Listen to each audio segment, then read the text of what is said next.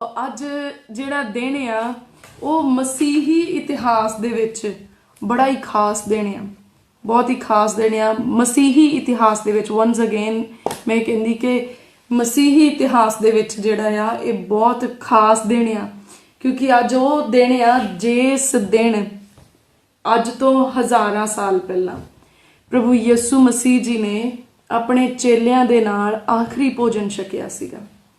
ਸੋ ਕਿੰਨਾ ਉਹ ਜਿਹੜਾ ਸਮਾਂ ਆ ਉਹ ਹਾਰਡ ਹੋਊਗਾ ਕਿ ਉਹਨਾਂ ਨੇ ਉਸ ਸਮੇਂ ਦੇ ਵਿੱਚ ਜਦੋਂ ਪਤਾ ਹੋਏ ਕਿ ਹੁਣ ਮੇਰੇ ਨਾਲ ਕੀ ਹੋਣ ਵਾਲਾ ਆ।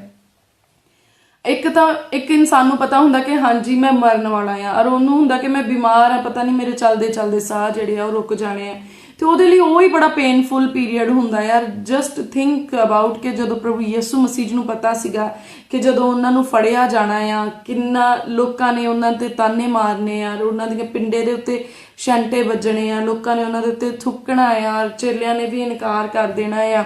ਸੋ ਕਿੰਨਾ ਉਹ ਪੇਨਫੁਲ ਟਾਈਮ ਜਿਹੜਾ ਹੋਊਗਾ। ਔਰ ਉਹਨਾਂ ਨੂੰ ਪਤਾ ਸੀਗਾ ਕਿ ਉਹਨਾਂ ਨੂੰ ਕਰੂਸ ਦੇ ਉੱਤੇ ਜਿਹੜਾ ਆ ਸਲੀਬ ਦੇ ਉੱਤੇ ਚੜਾਇਆ ਜਾਣਾ ਯਾਰ, ਕਿੱਦਾਂ ਕਿੱਲ ਠੋਕੇ ਜਾਣੇ ਆ ਹੱਥਾਂ ਦੇ ਵਿੱਚ, ਤਾਂ ਰੀਅਲੀ ਉਹ ਕਿੰਨਾ ਦੁੱਖ ਦਾ ਟਾਈਮ ਜਿਹੜਾ ਆ ਉਸ ਟਾਈਮ ਤੇ ਹੋਊਗਾ।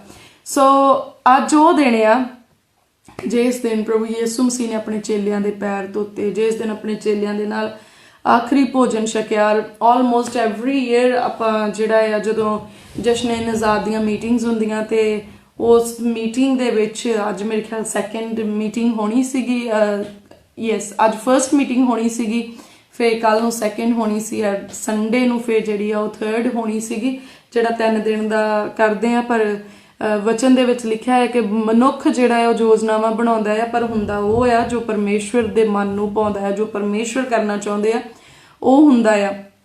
ਸੋ ਇਹਦੇ ਵਿੱਚ ਜਿੱਦਾਂ ਰੋਮੀਆਂ ਦੀ ਕਿਤਾਬ ਦੇ ਵਿੱਚ ਲਿਖਿਆ ਕਿ ਸਾਰੀਆਂ ਚੀਜ਼ਾਂ ਜਿਹੜੀਆਂ ਆ ਉਹ ਮਿਲ ਕੇ ਭਲਾਈ ਪੈਦਾ ਕਰਦੀਆਂ ਆ।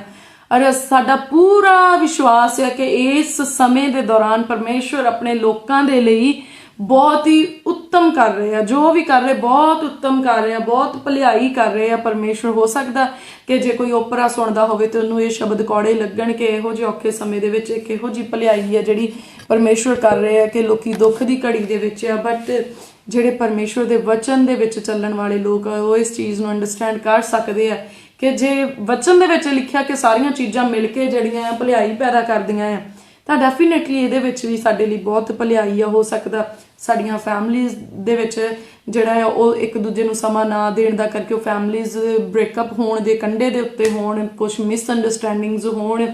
ਕਈ ਵਾਰੀ ਤੁਸੀਂ ਆਪਣੇ ਬੱਚਿਆਂ ਨੂੰ ਹੀ ਅੰਡਰਸਟੈਂਡ ਨਹੀਂ ਕਰ ਪਾਉਂਦੇ ਕਿਉਂਕਿ ਬੱਚਿਆਂ ਦੇ ਸੁੱਤਿਆਂ ਤੇ ਤੁਸੀਂ ਕੰਮ ਤੇ ਚਲੇ ਜਾਂਦੇ ਤੇ ਬੱਚਿਆਂ ਦੇ ਸੁੱਤਿਆਂ ਤੇ ਤੁਸੀਂ ਵਾਪਸ ਆਉਨੇ ਆ।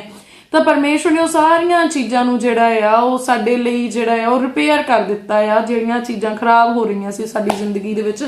ਐਂਡ ਖਾਸ ਕਰਕੇ ਪਰਮੇਸ਼ਵਰ ਨੇ ਉਸ ਕੁਦਰਤ ਨੂੰ ਜਿਹੜੀ ਪਰਮੇਸ਼ਵਰ ਨੇ ਬਣਾਈ ਉਹਨੂੰ ਰਿਪੇਅਰ ਕਰ ਦਿੱਤਾ ਆ।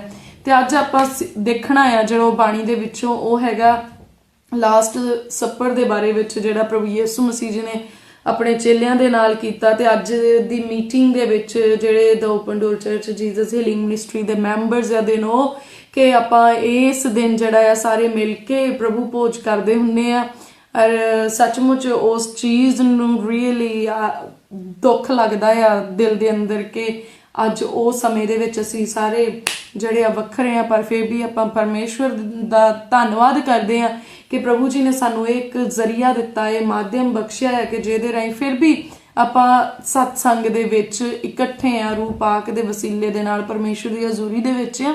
ਸੋ ਆਓ ਆਪਾਂ ਦੇਖਦੇ ਆ ਅੱਗੇ ਬਾਣੀ ਦੇ ਵਿੱਚੋਂ ਆਪਾਂ ਦੇਖਾਂਗੇ ਅੱਜ book of John 3rd chapter Yohanna ਦੀ ਕਿਤਾਬ ਉਹਦਾ 13 ਨੰਬਰ ਅਧਿਆਏ ਔਰ ਉਹਦੀ 12 ਨੰਬਰ ਪੰਕਤੀ ਦੇ ਵਿੱਚ ਆਪਾਂ ਦੇਖਦੇ ਆ। 12 ਤੋਂ ਅੱਜ ਸ਼ੁਰੂ ਕਰਾਂਗੇ ਔਰ 34 ਤੱਕ ਆਪਾਂ ਜਿਹੜਾ ਆ ਉਹ 34-35 ਤੱਕ ਆਪਾਂ ਪੜਾਂਗੇ। ਇਹਨੂੰ ਲਿਖਿਆ ਉਪਰੰਤ ਜਾਂ ਉਹ ਉਹਨਾਂ ਦੇ ਪੈਰ ਧੋ ਹਟਿਆ ਅਤੇ ਆਪਣੇ ਬਸਤਰ ਲੈ ਲਏ, ਤਾਂ ਫੇਰ ਬੈਠ ਕੇ ਉਹਨਾਂ ਨੂੰ ਆਖਿਆ ਕੀ ਤੁਸੀਂ ਸਮਝਦੇ ਹੋ ਕਿ ਮੈਂ ਤੁਹਾਡੇ ਨਾਲ ਕੀ ਕੀਤਾ। ਸੋ ਪ੍ਰਭੂ ਯਿਸੂ ਮਸੀਹ ਜਦੋਂ ਚੇਲਿਆਂ ਦੇ ਪੈਰ ਜਿਹੜੇ ਆ ਉਹ ਧੋ ਹਟੇ, ਇੱਥੇ ਜਦੋਂ ਤੁਸੀਂ ਇਸ ਪੂਰੇ ਚੈਪਟਰ ਨੂੰ ਪੜੋਗੇ ਤਾਂ ਉੱਥੇ ਲਿਖਿਆ ਹੈ ਕਿ ਪ੍ਰਭੂ ਯਿਸੂ ਮਸੀਹ ਨੇ ਆਪਣੇ ਬਸਤਰ ਲਾਏ ਤੇ ਇੱਕ ਸਾਫਾ ਜਿਹੜਾ ਹੈ ਉਹ ਲੱਕ ਨਾਲ ਬੰਨਿਆ, ਤਾਂ ਫਿਰ ਉਹਨੇ ਚੇਲਿਆਂ ਦੇ ਪੈਰ ਧੋਤੇ। ਔਰ ਜਦੋਂ ਉਹ ਸਾਰਾ ਪੀਰੀਅਡ ਜਿਹੜਾ ਹੈ ਨਿਕਲ ਗਿਆ ਤਾਂ ਫਿਰ ਜਿਹੜਾ 12 ਨੰਬਰ ਪੰਕਤੀ 'ਚ ਲਿਖਿਆ, ਉਪਰੰਤ ਜਾਂ ਉਹ ਉਹਨਾਂ ਦੇ ਪੈਰ ਤੋਂ ਹਟਿਆ ਅਤੇ ਆਪਣੇ ਬਸਤਰ ਲੈ ਲਏ। ਫਿਰ ਉਹਨੇ ਵਾਪਸ ਜਦੋਂ ਆਪਣਾ ਚੋਲਾ ਪਾਇਆ ਤਾਂ ਫਿਰ ਉਹ ਬੈਠ ਕੇ ਉਹਨਾਂ ਨੂੰ ਆਖ ਰਹੇ ਆ ਪ੍ਰਭੂ ਯਿਸੂ ਮਸੀਹ ਵੀ ਕੀ ਤੁਸੀਂ ਅੰਡਰਸਟੈਂਡ ਕਰਦੇ ਆ ਇਸ ਚੀਜ਼ ਨੂੰ, ਕੀ ਤੁਸੀਂ ਇਸ ਚੀਜ਼ ਨੂੰ ਸਮਝਦੇ ਆ ਕਿ ਮੈਂ ਤੁਹਾਡੇ ਨਾਲ ਕੀ ਕੀਤਾ ਆ। ਉਹ ਆਪਣੇ ਚੇਲਿਆਂ ਨੂੰ ਪੁੱਛ ਰਹੇ ਆ ਕਿ ਤੁਹਾਨੂੰ ਸਮਝ ਆਈ ਆ ਕਿ ਮੈਂ ਤੁਹਾਡੇ ਨਾਲ ਕੀ ਕੀਤਾ ਹੈ, ਮੈਂ ਤੁਹਾਡੇ ਪੈਰ ਧੋਤੇ। ਉਹ ਪੈਰ ਧੋਣ ਦਾ ਜਿਹੜਾ ਰੀਜ਼ਨ ਆ ਉਹ ਕੀ ਆ। ਔਰ ਫਿਰ ਲਿਖਿਆ ਆ, ਤੁਸੀਂ ਮੈਨੂੰ ਗੁਰੂ ਅਤੇ ਪ੍ਰਭੂ ਕਰਕੇ ਬੁਲਾਉਂਦੇ ਹੋ ਔਰ ਠੀਕ ਆਖਦੇ ਹੋ, ਕਿਉਂ ਜੋ ਮੈਂ ਹਾਂ। ਸੋ ਜੇ ਮੈਂ ਗੁਰੂ ਅਤੇ ਪ੍ਰਭੂ ਹੋ ਕੇ ਤੁਹਾਡੇ ਪੈਰ ਧੋਤੇ ਤਾਂ ਚਾਹੀਦਾ ਹੈ ਜੋ ਤੁਸੀਂ ਵੀ ਇੱਕ ਦੂਏ ਦੇ ਪੈਰ ਧੋਵੋ। ਸੋ ਬਾਣੀ ਦੇ ਵਿੱਚ ਪਹਿਲਾਂ ਤਾਂ ਪ੍ਰਭੂ ਨੇ ਕੱਪੜੇ ਜਿਹੜੇ ਆ ਉਹ ਪਾਏ, ਔਰ ਫਿਰ ਉਹਨੇ ਕਿਹਾ ਆਪਣੇ ਚੇਲਿਆਂ ਦੇ ਨਾਲ ਸਵਾਲ ਕੀਤਾ ਕਿ ਜੋ ਮੈਂ ਕੰਮ ਕੀਤਾ ਵੀ ਤੁਹਾਨੂੰ ਸਮਝ ਵੀ ਆਈ ਵੀ ਮੈਂ ਕਿਉਂ ਕੀਤਾ ਆ। ਔਰ ਫਿਰ ਉਹਨਾਂ ਨੇ ਇੱਕ ਹੋਰ ਚੀਜ਼ ਕਹੀ ਕਿ ਤੁਸੀਂ ਮੈਨੂੰ ਗੁਰੂ ਤੇ ਪ੍ਰਭੂ ਕਹਿੰਦੇ ਆ। ਔਰ ਉਹਨਾਂ ਨੇ ਕਿਹਾ ਤੁਸੀਂ ਬਿਲਕੁਲ ਠੀਕ ਕਹਿੰਦੇ ਆ ਕਿਉਂਕਿ ਮੈਂ ਹਾਂ। ਉਹਨਾਂ ਨੂੰ ਕਿਸੇ ਮਿਸਅੰਡਰਸਟੈਂਡਿੰਗ ਦੇ ਵਿੱਚ ਨਹੀਂ ਰਹਿਣ ਦਿੱਤਾ ਕਿ ਤੁਸੀਂ ਇੱਕ ਪਿਆਰ ਦੇ ਤੌਰ ਤੇ ਮੈਨੂੰ ਕਹਿੰਦੇ ਆ ਪਰ ਮੈਂ ਨਹੀਂ ਆ, ਪਰ ਉਹਨੇ ਕਿਹਾ ਕਿਉਂਕਿ ਮੈਂ ਹਾਂ। ਔਰ ਉਹਨੇ ਕਿਹਾ ਜੇ ਮੈਂ ਗੁਰੂ ਅਤੇ ਪ੍ਰਭੂ ਹੋ ਕੇ, ਸੋ ਉਹਨੇ ਕਿਹਾ ਜੇ ਮੈਂ ਇੰਨਾ ਹਾਈ ਰੈਂਕ ਤੇ ਹੋ ਕੇ, ਗੁਰੂ ਮਤਲਬ ਤੁਹਾਨੂੰ ਸਿਖਾਉਣ ਵਾਲਾ ਹੋ ਕੇ, ਗੁਰੂ ਮੀਨਸ ਹੁੰਦਾ ਟੀਚਰ, ਸਿਖਾਉਣ ਵਾਲਾ, ਸਿੱਖਿਆ ਦੇਣ ਵਾਲਾ, ਹਨਾ, ਤਾਂ ਆਦਰਸ਼। ਸੋ ਕਹਿੰਦਾ ਜੇ ਮੈਂ ਗੁਰੂ ਹੋ ਕੇ ਅਤੇ ਪ੍ਰਭੂ ਹੋ ਕੇ, ਕਿ ਮੈਂ ਰੱਬ ਵੀ ਹੋ ਕੇ ਅਤੇ ਤੁਹਾਨੂੰ ਸਿਖਾਉਣ ਵਾਲਾ ਵੀ ਹੋ ਕੇ ਤੁਹਾਡੇ ਪੈਰ ਧੋਤੇ ਆ, ਤਾਂ ਹੁਣ ਕੀ ਕਹਿੰਦਾ, ਤਾਂ ਚਾਹੀਦਾ ਹੈ ਜੋ ਤੁਸੀਂ ਵੀ ਇੱਕ ਦੂਏ ਦੇ ਪੈਰ ਧੋਵੋ। ਇਹ ਚੀਜ਼ ਪ੍ਰਭੂ ਯਿਸੂ ਮਸੀਹ ਉਹਨਾਂ ਨੂੰ ਸਿਖਾ ਰਹੇ ਆ ਕਿ ਜੇ ਮੈਂ ਸਭ ਕੁਛ ਦਾ ਜਿਹੜਾ ਆ ਮਾਲਕ ਹੋਣ ਦੇ ਬਾਵਜੂਦ, ਸਭ ਕੁਛ ਮੇਰੇ ਕੰਟਰੋਲ ਦੇ ਵਿੱਚ ਹੋਣ ਦੇ ਬਾਵਜੂਦ ਮੈਂ ਆਪਣੇ ਆਪ ਨੂੰ ਨੀਵਿਆਂ ਕੀਤਾ ਆ, ਤਾਂ ਵਚਨ ਦੇ ਵਿੱਚ ਲਿਖਿਆ ਉਹ ਆਪਣੇ ਚੇਲਿਆਂ ਨੂੰ ਕਹਿੰਦੇ ਤੁਹਾਨੂੰ ਵੀ ਇਦਾਂ ਹੀ ਕਰਨਾ ਚਾਹੀਦਾ ਵੀ ਤੁਸੀਂ ਵੀ ਇੱਕ ਦੂਜੇ ਦੇ ਪੈਰ ਧੋਵੋ। ਇੱਕ ਦੂਜੇ ਦੇ ਪੈਰ ਧੋਣ ਦਾ ਮਤਲਬ ਕਿ ਇੱਕ ਦੂਜੇ ਦੇ ਸਾਹਮਣੇ ਹਲੀਮ ਬਣ ਕੇ ਰਹੋ। ਇਹ ਨਹੀਂ ਕਿ ਮੈਂ ਵੱਡਾ ਆ ਤੇ ਤੂੰ ਛੋਟਾ ਆ, ਜਾਂ ਜਿਹੜਾ ਵੱਡਾ ਆ ਉਹ ਇਹ ਕਵੇ ਕਿ ਮੈਂ ਉਮਰ ਦੇ ਵਿੱਚ ਵੱਡਾ ਆ ਪਰ ਮੈਂ ਛੋਟੇ ਦੀ ਜਿਹੜੀ ਗੱਲ ਆ ਉਹ ਨਹੀਂ ਮੰਨਣੀ। ਹੋ ਸਕਦਾ ਉਹਦੀ ਗੱਲ ਜਿਹੜੀ ਆ ਉਹ ਜ਼ਿਆਦਾ ਜਿਹੜੀ ਆ ਉਹ ਅਸਰ ਵਾਲੀ ਹੋਵੇ, ਜ਼ਿਆਦਾ ਭਲਾਈ ਵਾਲੀ ਹੋਵੇ, ਜਾਂ ਵਚਨ ਦੇ ਨਾਲ ਮੇਲ ਖਾਂਦੀ ਹੋਵੇ, ਪਰ ਇੱਕ ਘੁਮੰਡ ਹੋਏ ਕਿ ਨਹੀਂ ਜੀ ਮੈਂ ਤਾਂ ਮੇਰੇ ਕੋਲ ਇੱਕ ਵੱਡੀ ਮਿਨਿਸਟਰੀ ਆ, ਜਾਂ ਮੈਂ ਉਮਰ ਦੇ ਵਿੱਚ ਵੱਡਾ ਆ, ਜਾਂ ਮੇਰੇ ਕੋਲ ਇੱਕ ਜਿਹੜਾ ਮੇਰੀ ਚੇਅਰ ਵੱਡੀ ਆ, ਮੇਰਾ ਲੈਵਲ ਵੱਡਾ ਆ, ਮੇਰਾ ਰੈਂਕ ਵੱਡਾ ਆ। ਤਾਂ ਪ੍ਰਭੂ ਨੇ ਕਿਹਾ, ਕਹਿੰਦਾ ਜੇ ਮੈਂ ਪ੍ਰਭੂ ਹੋ ਕੇ, ਗੁਰੂ ਹੋ ਕੇ ਮੈਂ ਤੁਹਾਡੇ ਪੈਰ ਧੋਤੇ ਆ, ਤੇ ਕਹਿੰਦੇ ਤੁਹਾਨੂੰ ਵੀ ਇਦਾਂ ਕਰਨਾ ਚਾਹੀਦਾ ਕਿ ਤੁਸੀਂ ਵੀ ਇੱਕ ਦੂਜੇ ਦੇ ਪੈਰ ਧੋਵੋ। ਭਾਵ ਇੱਕ ਦੂਜੇ ਦੇ ਪ੍ਰਤੀ ਤੁਸੀਂ ਵੀ ਹਲੀਮੀ ਵਾਲਾ ਰੁਖ ਅਪਣਾਓ, ਤੁਸੀਂ ਵੀ ਨਰਮਾਈ ਵਾਲਾ ਜਿਹੜਾ ਆ ਰੁਖ ਅਪਣਾਓ। ਅੱਜ ਮੈਂ ਉਹ ਗੱਲ ਕਰਾਂਗੀ ਜਿਹੜੀ ਸਭਨਾਂ ਦੀ ਲਾਈਫ ਦੇ ਵਿੱਚ ਚੱਲਦੀ ਆ। ਦੇਖੋ ਜਦੋਂ ਆਪਾਂ ਚਰਚ ਦੇ ਵਿੱਚ ਹੁੰਨੇ ਆ ਤਾਂ ਜੇ ਸਾਨੂੰ ਇੱਕ ਜੌਬ ਮਿਲ ਜਾਂਦੀ, ਕਿਉਂਕਿ ਜਿਹੜਾ ਚਰਚ ਆ ਉਹ ਇੱਕ ਜਣਾ ਨਹੀਂ ਰਨ ਕਰ ਸਕਦਾ। First of all church the head ਜੇਕਰ ਪਾਸਟਰ ਸਮਝੇ ਕਿ ਆਈ ਐਮ ਦਾ ਹੈਡ, ਤਾਂ ਉਹ ਰੋਂਗ ਆ ਕਿ ਪਾਸਟਰ ਚਰਚ ਦਾ ਹੈਡ ਆ। ਸਭ ਤੋਂ ਫਸਟ ਕਿ ਚਰਚ ਦਾ ਹੈਡ ਮਸੀਹ ਯਿਸੂ ਆ। ਔਰ ਸੈਕੰਡ ਥਿੰਗ ਕਿ ਉਹਨੂੰ ਚਲਾਉਂਦਾ ਕੌਣ ਆ? ਪਵਿੱਤਰ ਆਤਮਾ। ਜਦ ਤੱਕ ਪਵਿੱਤਰ ਆਤਮਾ ਜੀ ਦੀ ਅਗਵਾਈ ਨਾ ਹੋਵੇ ਤਾਂ ਉਦੋਂ ਤੱਕ ਉਹ ਚਰਚ ਨਹੀਂ ਆ, ਉਦੋਂ ਤੱਕ ਸਿਰਫ ਉਹ ਇੱਕ ਇਕੱਠ ਜਾਂ ਭੀੜ ਆ। ਸੈਕੰਡ ਥਿੰਗ ਕਿ ਜਿਹੜੇ ਪਾਸਟਰ ਜੀ ਆ, ਕੋਈ ਵੀ ਚਰਚ ਨੂੰ ਚਲਾਉਣ ਵਾਲੇ ਪਾਸਟਰ ਜੀ ਹੋਣ, ਚਾਹੇ ਉਹ 10 ਭੇਡਾਂ ਨੂੰ ਲੈ ਕੇ ਬੈਠੇ, ਚਾਹੇ ਉਹ 10,000 ਭੇਡਾਂ ਨੂੰ ਲੈ ਕੇ ਬੈਠੇ ਆ, ਜਦ ਤੱਕ ਉਹ ਪਵਿੱਤਰ ਆਤਮਾ ਜੀ ਦੀ ਆਵਾਜ਼ ਨੂੰ ਨਹੀਂ ਸੁਣਨ ਵਾਲੇ ਹੁੰਦੇ ਉਦੋਂ ਤੱਕ ਉਹ ਚਰਚ ਜਿਹੜਾ ਆ ਚਰਚ ਨਹੀਂ ਹੋ ਸਕਦਾ। ਐਂਡ ਅਨਦਰ ਥਿੰਗ ਇਜ਼, ਇਹ ਗੱਲ ਆ ਬਈ ਇੱਕ ਪਾਸਟਰ ਜੀ ਪ੍ਰਚਾਰ ਕਰ ਸਕਦੇ ਆ, ਪ੍ਰਾਰਥਨਾ ਕਰ ਸਕਦੇ ਆ, ਕਿਉਂਕਿ ਉਹਨਾਂ ਨੂੰ ਵੱਧ ਤੋਂ ਵੱਧ ਟਾਈਮ ਜਿਹੜਾ ਆ ਉਹ ਪਰਮੇਸ਼ਵਰ ਦੇ ਨਾਲ ਬਤੀਤ ਕਰਨਾ ਆ, ਤਾਂ ਜੋ ਪਰਮੇਸ਼ਵਰ ਦੀ ਆਵਾਜ਼ ਨੂੰ ਪਵਿੱਤਰ ਆਤਮਾ ਜੀ ਦੇ ਵਸੀਲੇ ਸੁਣ ਸਕਣ। ਔਰ ਪ੍ਰਭੂ ਜੋ ਭੋਜਨ ਆਪਣੀਆਂ ਭੇਡਾਂ ਨੂੰ ਦੇਣਾ ਚਾਹੁੰਦੇ ਆ ਉਸ ਭੋਜਨ ਦੀ ਰੈਸਿਪੀ ਪਰਮੇਸ਼ਵਰ ਤੋਂ ਲੈਣ। ਤੁਸੀਂ ਸਮਝ ਸਕਦੇ ਹੋ ਕਿ ਚਰਚ ਜਿਹੜਾ ਆ ਉਹ ਇੱਕ ਸਪਿਰਿਚੁਅਲ ਰੈਸਟੋਰੈਂਟ ਆ ਜਿਹਦੇ ਵਿੱਚ ਆਤਮਿਕ ਭੋਜਨ ਤਿਆਰ ਕੀਤਾ ਜਾਂਦਾ ਹੈ ਔਰ ਫਿਰ ਉਹ ਪਰੋਸਿਆ ਜਾਂਦਾ ਆ। ਸੋ ਪਾਸਟਰਸ ਜਿਹੜੇ ਆ ਉਹਨਾਂ ਨੇ ਪਰਮੇਸ਼ਵਰ ਦੇ ਨਾਲ ਵੱਧ ਤੋਂ ਵੱਧ ਟਾਈਮ ਜਿਹੜਾ ਆ ਉਹ ਬਿਤਾਉਣਾ ਹੁੰਦਾ। ਪਰ ਫਰਜ਼ ਕਰੋ ਕਿ ਇੱਕ ਵੱਡੀ ਕਲੀਸਿਆ ਆ, ਚਲੋ 100 ਬੰਦੇ ਦੀ ਲਾ ਲਓ ਤੁਸੀਂ ਕਲੀਸਿਆ, ਜਾਂ ਫਿਰ ਉਸ ਤੋਂ ਪਲੱਸ, ਤਾਂ ਇੱਕ ਪਾਸਟਰ ਜੀ ਉਹ ਪ੍ਰਭੂ ਦੇ ਨਾਲ ਪ੍ਰਾਰਥਨਾ ਦੇ ਵਿੱਚ ਟਾਈਮ ਸਪੈਂਡ ਕਰਨ, ਜਾਂ ਉਹ ਦਰੀਆਂ ਵਿਛਾਉਣ, ਜਾਂ ਉਹ ਸਾਊਂਡ ਸੈੱਟ ਕਰਨ, ਜਾਂ ਉਹ ਆਏ ਗਏ ਨੂੰ ਮਿਲਣ, ਜਾਂ ਉਹਨਾਂ ਨੂੰ ਪਾਣੀ ਪਿਆਉਣ, ਜਾਂ ਹੋਰ ਚੀਜ਼ਾਂ ਜਿਹੜੀਆਂ ਆ ਕਲੀਨਿੰਗ ਦਾ ਕੰਮ ਕਰਨ, ਤਾਂ ਇੱਕ ਬੰਦਾ ਜਿਹੜਾ ਆ ਉਹ ਸਭ ਕੁਝ ਨਹੀਂ ਕਰ ਸਕਦਾ। ਚਰਚ ਜਿਹੜਾ ਆ ਉਹ ਯੂਨਿਟੀ ਦੇ ਨਾਲ ਚੱਲਦਾ ਆ, ਉਹਦੇ 'ਚ ਵੋਲੰਟੀਅਰਸ ਦੀ ਜ਼ਰੂਰਤ ਆ, ਉਹਦੇ 'ਚ ਇਲੈਕਟ੍ਰੀਸ਼ੀਅਨ ਦੀ ਵੀ ਜ਼ਰੂਰਤ ਆ। ਸਾਰੇ ਤਰੀਕਿਆਂ ਦੇ ਨਾਲ ਇੱਕ ਚੀਜ਼ ਨੂੰ ਚਲਾਉਣ ਦੇ ਲਈ, ਇੱਕ ਸੰਸਥਾ ਨੂੰ ਚਲਾਉਣ ਦੇ ਲਈ ਜਿੱਦਾਂ ਜ਼ਰੂਰਤ ਹੁੰਦੀ ਆ ਬੰਦਿਆਂ ਦੀ, ਤਾਂ ਉੱਦਾਂ ਜ਼ਰੂਰਤ ਹੁੰਦੀ ਆ। ਪਰ ਕਈ ਵਾਰੀ ਕੀ ਹੁੰਦਾ ਆ, ਫਰਜ਼ ਕਰੋ ਕਿ ਕੋਈ ਬੰਦਾ ਕੋਇਰ ਦੇ ਵਿੱਚ ਆ, ਜਿਹੜੀ ਆਰਾਧਕਾਂ ਦੀ ਮੰਡਲੀ ਆ ਉਹਦੇ ਵਿੱਚ ਆ, ਤਾਂ ਉਹ ਬੰਦਾ ਕੀ ਕਰਦਾ, ਉਹ ਕਹਿੰਦਾ ਜੀ ਮੈਂ ਤਾਂ ਸਟੇਜ ਤੇ ਰਹਿਣਾ ਆ, ਤੇ ਤੁਸੀਂ ਮੈਨੂੰ ਕਿੱਦਾਂ ਕਹਿ ਦਿੱਤਾ ਵੀ ਜਾ ਕੇ ਦਰੀ ਵਿਛਾਲ? ਤਾਂ ਤੁਹਾਨੂੰ ਪਤਾ ਨਹੀਂ ਆ ਮੈਂ ਪਰਮੇਸ਼ਵਰ ਦੀ ਪਵਿੱਤਰ ਹਜ਼ੂਰੀ ਦੇ ਵਿੱਚ ਖੜਾ ਹੁੰਨਾ, ਮੈਂ ਗਾਉਣਾ ਆ, ਮੈਂ ਦਰੀ ਨਹੀਂ ਵਿਛਾ ਸਕਦਾ। ਤਾਂ ਉਹਦੇ ਅੰਦਰ ਇੱਕ ਪ੍ਰਾਊਡ ਆ। ਔਰ ਚੇਤੇ ਰੱਖਿਓ ਕਿ ਜਿਹੜਾ ਪ੍ਰਾਊਡ ਆ ਨਾ, ਉਹ ਦੂਜਾ ਨਾਮ ਆ ਲੂਸੀਫਰ ਦਾ, ਦੂਜਾ ਨਾਮ ਆ ਸ਼ੈਤਾਨ ਦਾ ਘਮੰਡ। ਜਿੱਦਾਂ ਆਪਾਂ ਕਹਿ ਦਿੰਦੇ ਨਾ ਪ੍ਰੇਮ ਦਾ, ਜਿਹੜਾ ਪਰਮੇਸ਼ਵਰ ਦਾ ਦੂਜਾ ਨਾਮ ਉਹ ਪ੍ਰੇਮ ਆ, ਜਾਂ ਪ੍ਰੇਮ ਦਾ ਦੂਜਾ ਨਾਮ ਪਰਮੇਸ਼ਵਰ ਆ, ਇਸੇ ਤਰ੍ਹਾਂ ਸ਼ੈਤਾਨ ਦਾ ਦੂਜਾ ਨਾਮ ਘਮੰਡ ਆ। ਔਰ ਜਦੋਂ ਇੱਕ ਵੋਲੰਟੀਅਰ, ਇੱਕ ਚੇਲਾ, ਚਾਹੇ ਉਹਦੀ ਕੋਈ ਵੀ ਜੌਬ ਆ, ਉਹ ਸਟੇਜ ਦੇ ਲਾਗੇ ਖੜੇ ਹੋਣ ਵਾਲਾ ਆ, ਜਾਂ ਉਹ ਪਾਸਟਰ ਜੀ ਦੇ ਨਾਲ ਜਿਹੜਾ ਉਹ ਰਹਿੰਦਾ ਆ ਚੱਤੋ ਪੈਰ, ਉਹਨਾਂ ਦੇ ਲਈ ਕੁਝ ਮੈਨੇਜ ਕਰਦਾ ਆ, ਜਾਂ ਉਹਨਾਂ ਨੂੰ ਹੈਲਪ ਕਰਦਾ, ਜਾਂ ਅਸਿਸਟੈਂਟ ਕਰਦਾ ਆ, ਕੁਝ ਵੀ ਲਗਾ ਲਓ ਕਿਸੇ ਵੀ ਤਰੀਕੇ ਦੇ ਨਾਲ, ਤਾਂ ਅਗਰ ਉਹਦੇ ਅੰਦਰ ਘਮੰਡ ਆ ਜਾਏ ਕਿ, ਜਾਂ ਈਵਨ ਤੋਂ ਕਿ ਪਾਸਟਰ ਦੇ ਅੰਦਰ ਵੀ ਜੇ ਘਮੰਡ ਆ ਜਾਏ ਕਿ ਮੈਂ ਤਾਂ ਪਾਸਟਰ ਆ, ਤਾਂ ਤੁਸੀਂ ਕਿੱਦਾਂ ਮੈਨੂੰ ਕਹਤਾ ਵੀ ਇੱਕ ਗਲਾਸ ਪਾਣੀ ਦਾ ਫੜਾਇਓ? ਤਾਂ ਮਤਲਬ ਹੋ ਸਕਦਾ ਕਿ ਤੁਸੀਂ, ਇੱਕ ਬੰਦਾ ਬਿਮਾਰ ਆ ਔਰ ਉਹ ਨਹੀਂ ਉੱਠ ਕੇ ਜਾ ਸਕਦਾ, ਤੇ ਉਸ ਵੇਲੇ ਹੋਰ ਕੋਈ ਨਹੀਂ ਹੈਲਪ ਲਈ ਹੈਗਾ, ਤੇ ਉਹ ਕਹਿੰਦਾ ਪਾਸਟਰ ਜੀ ਪਲੀਜ਼ ਮੈਨੂੰ ਇੱਕ ਗਲਾਸ ਪਾਣੀ ਦਾ ਦੇ ਦਿਓ। ਤੇ ਕੋਈ ਪਾਸਟਰ ਜਾਂ ਕੋਈ ਵਲੰਟੀਅਰ ਇਹ ਕਿ ਤੈਨੂੰ ਨਹੀਂ ਪਤਾ ਮੈਂ ਕੌਣ ਆ, ਤੂੰ ਮੇਰੇ ਤੋਂ ਪਾਣੀ ਕਿੱਦਾਂ ਮੰਗ ਲਿਆ, ਮੈਂ ਫਲਾਣੇ ਰੈਂਕ ਦਾ ਬੰਦਾ ਆ। ਜਦੋਂ ਘਮੰਡ ਆ ਗਿਆ, ਤਾਂ ਇਹਦਾ ਮਤਲਬ ਅਸੀਂ ਮਸੀਹ ਦੇ ਚੇਲੇ ਨਹੀਂ ਆ, ਅਸੀਂ ਮਸੀਹ ਦੇ ਹੁਕਮਾਂ ਨੂੰ ਨਹੀਂ ਮੰਨ ਰਹੇ। ਕਿਉਂਕਿ ਮਸੀਹ ਨੇ ਸਾਨੂੰ ਕੀ ਹੁਕਮ ਦਿੱਤਾ ਆ?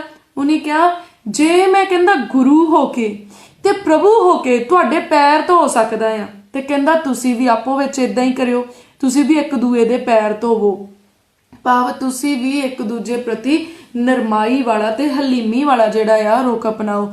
ਸੋ ਆਪਾਂ ਕਲੀਸਿਆ ਦੇ ਵਿੱਚ ਜਾਂ ਆਪਾਂ ਦੁਨੀਆ ਦੇ ਵਿੱਚ ਕਿਸੇ ਵੀ ਰੈਂਕ ਤੇ ਕਿਉਂ ਨਾ ਹੋਈਏ, ਕਈ ਵਾਰੀ ਕੀ ਹੁੰਦਾ, ਦੇਖੋ ਬਹੁਤ ਵਾਰੀ ਸਾਨੂੰ ਇਹ ਚੀਜ਼ਾਂ ਜਿਹੜੀਆਂ ਆ ਸੁਣਨ ਨੂੰ ਤੇ ਫੇਸ ਕਰਨ ਨੂੰ ਮਿਲਦੀਆਂ ਹੀ ਰਹਿੰਦੀਆਂ ਆ। ਕਈ ਵਾਰੀ ਕੋਈ ਆਫਿਸਰਸ ਰੈਂਕ ਦੇ ਲੋਕ ਜਿਹੜੇ ਆ ਉਹ ਕਿਸੇ ਟਰਬਲ ਦੇ ਵਿੱਚ ਆ, ਕਿਸੇ ਸਮੱਸਿਆ ਦੇ ਵਿੱਚ ਆ, ਉਹਨਾਂ ਨੂੰ ਕਿਤੇ ਖੁਸ਼ਖਬਰੀ ਸੁਣਨ ਨੂੰ ਮਿਲੀ ਕਿ ਹਾਂਜੀ ਜੀ ਚਰਚ ਦੇ ਵਿੱਚ ਤੁਸੀਂ ਜਾਓ, ਤੁਹਾਡੇ ਲਈ ਪ੍ਰਾਰਥਨਾ ਕੀਤੀ ਜਾਏਗੀ ਤੇ ਪਰਮੇਸ਼ਵਰ ਤੁਹਾਨੂੰ ਡਿਲੀਵਰ ਕਰਨਗੇ। ਐਗਜ਼ੈਕਟਲੀ ਬਿਲਕੁਲ ਉਹਨਾਂ ਨੇ ਸਹੀ ਸੁਣਿਆ ਕਿ ਇਦਾਂ ਹੀ ਆ। ਜਦੋਂ ਆਪਾਂ ਪਰਮੇਸ਼ਵਰ ਜੀ ਦੀ ਹਜ਼ੂਰੀ ਵਿੱਚ ਆਉਂਦੇ ਆਣ ਕੇ ਰਿਪੈਂਟੈਂਸ ਕਰਦੇ ਆ, ਤੌਬਾ ਕਰਦੇ ਆ, ਤਾਂ ਆਪਾਂ ਨੂੰ ਜਿਹੜਾ ਆ ਉਹ ਮਾਫੀ ਮਿਲਦੀ ਆ ਪਰਮੇਸ਼ਵਰ ਦੇ ਕੋਲੋਂ। ਔਰ ਜਦੋਂ ਮਾਫੀ ਮਿਲ ਜਾਂਦੀ ਤੇ ਉਹ ਜਿਹੜਾ ਕਰਸ ਆ ਉਹ ਟੁੱਟ ਜਾਂਦਾ, ਸਰਾਪ ਟੁੱਟ ਜਾਂਦਾ ਆ, ਔਰ ਸਮੱਸਿਆ ਚਲੇ ਜਾਂਦੀ ਆ। ਪਰ ਜਦੋਂ ਉਹ ਬੰਦਾ ਆਉਂਦਾ ਆ, ਉਹਨੂੰ ਲੱਗਦਾ ਕਿ ਮੈਂ ਤਾਂ ਜੀ ਫਲਾਣੇ ਰੈਂਕ ਤੋਂ ਆਇਆ ਆ, ਮੈਂ ਤਾਂ ਪੁਲਿਸ ਦੇ ਵਿੱਚ ਇੱਕ ਸੀਨੀਅਰ ਰੈਂਕ ਦਾ ਜਿਹੜਾ ਆਫਿਸਰ ਆ, ਜਾਂ ਮੈਂ ਪੋਲੀਟਿਕਸ ਦੇ ਵਿੱਚ ਆ, ਪੋਲੀਟੀਸ਼ੀਅਨ ਆ, ਹਨਾ, ਤਾਂ ਮੈਨੂੰ ਇਦਾਂ ਜੀ ਮੈਂ ਭੁੰਜੇ ਬੈਠਾ ਚੌਂਕੜੀ ਮਾਰ ਕੇ, ਚਾਹੇ ਮੈਂ 10 ਵਜੇ ਆਇਆ ਮੈਂ ਤਾਂ ਸਟੇਜ ਦੇ ਫਰੰਟ ਲਾਈਨ ਤੇ ਬੈਠਣਾ ਆ, ਜਾਂ ਮੈਂ ਤਾਂ ਬਿਲਕੁਲ ਜੀ ਉੱਥੇ ਬੈਠਣਾ ਜਿੱਥੋਂ ਮੈਨੂੰ ਸਭ ਕੁਝ ਨਜ਼ਰ ਆਉਣਾ ਚਾਹੇ, ਭਾਵ ਮੈਂ ਆਪਣੀ ਮਨ ਭਾਉਂਦੀ ਥਾਂ ਤੇ ਬੈਠਣਾ। ਔਰ 2-4 ਮੈਨੂੰ ਚੇਲੇ ਬਾਲ ਕੇ ਵੀ ਚਾਹੀਦੇ ਆ, ਕੋਈ ਮੈਨੂੰ ਪੱਖੀ ਝੱਲੇ, ਕੋਈ ਮੈਨੂੰ ਪਾਣੀ ਫੜਾਏ। ਤਾਂ ਮਤਲਬ ਉਹ ਜਿਹੜੀ ਚੀਜ਼ ਆ ਉਹ ਪਰਮੇਸ਼ਵਰ ਨੂੰ ਪਸੰਦ ਨਹੀਂ ਆ। ਪਰਮੇਸ਼ਵਰ ਦੀ ਹਜ਼ੂਰੀ ਦੇ ਵਿੱਚ ਜਦੋਂ ਆਉਣਾ, ਤੁਹਾਡੇ ਰੈਂਕ ਜਿਹੜੇ ਆ ਨਾ ਉਹ ਬਾਹਰ ਹੀ ਫਿੱਤੀਆਂ ਲਿੱਥ ਜਾਂਦੀਆਂ ਆ। ਜਦੋਂ ਤੁਸੀਂ ਪਰਮੇਸ਼ਵਰ ਦੀ ਹਜ਼ੂਰੀ ਦੇ ਵਿੱਚ ਆਉਣਾ ਹੈ, ਤੁਸੀਂ ਸਿਰਫ ਇੱਕ ਆਪਣੇ ਆਤਮਾ ਨੂੰ ਲੈ ਕੇ ਆਉਣਾ, ਜਿਹੜਾ ਤੁਹਾਡੇ ਅੰਦਰ ਸਪਿਰਿਟ ਆ ਉਹਨੂੰ ਤੁਸੀਂ ਲੈ ਕੇ ਆਉਣਾ ਪਰਮੇਸ਼ਵਰ ਦੀ ਹਜ਼ੂਰੀ ਦੇ ਵਿੱਚ। ਇੱਕ ਆਮ ਇਨਸਾਨ ਬਣ ਕੇ ਆਉਣਾ ਆ।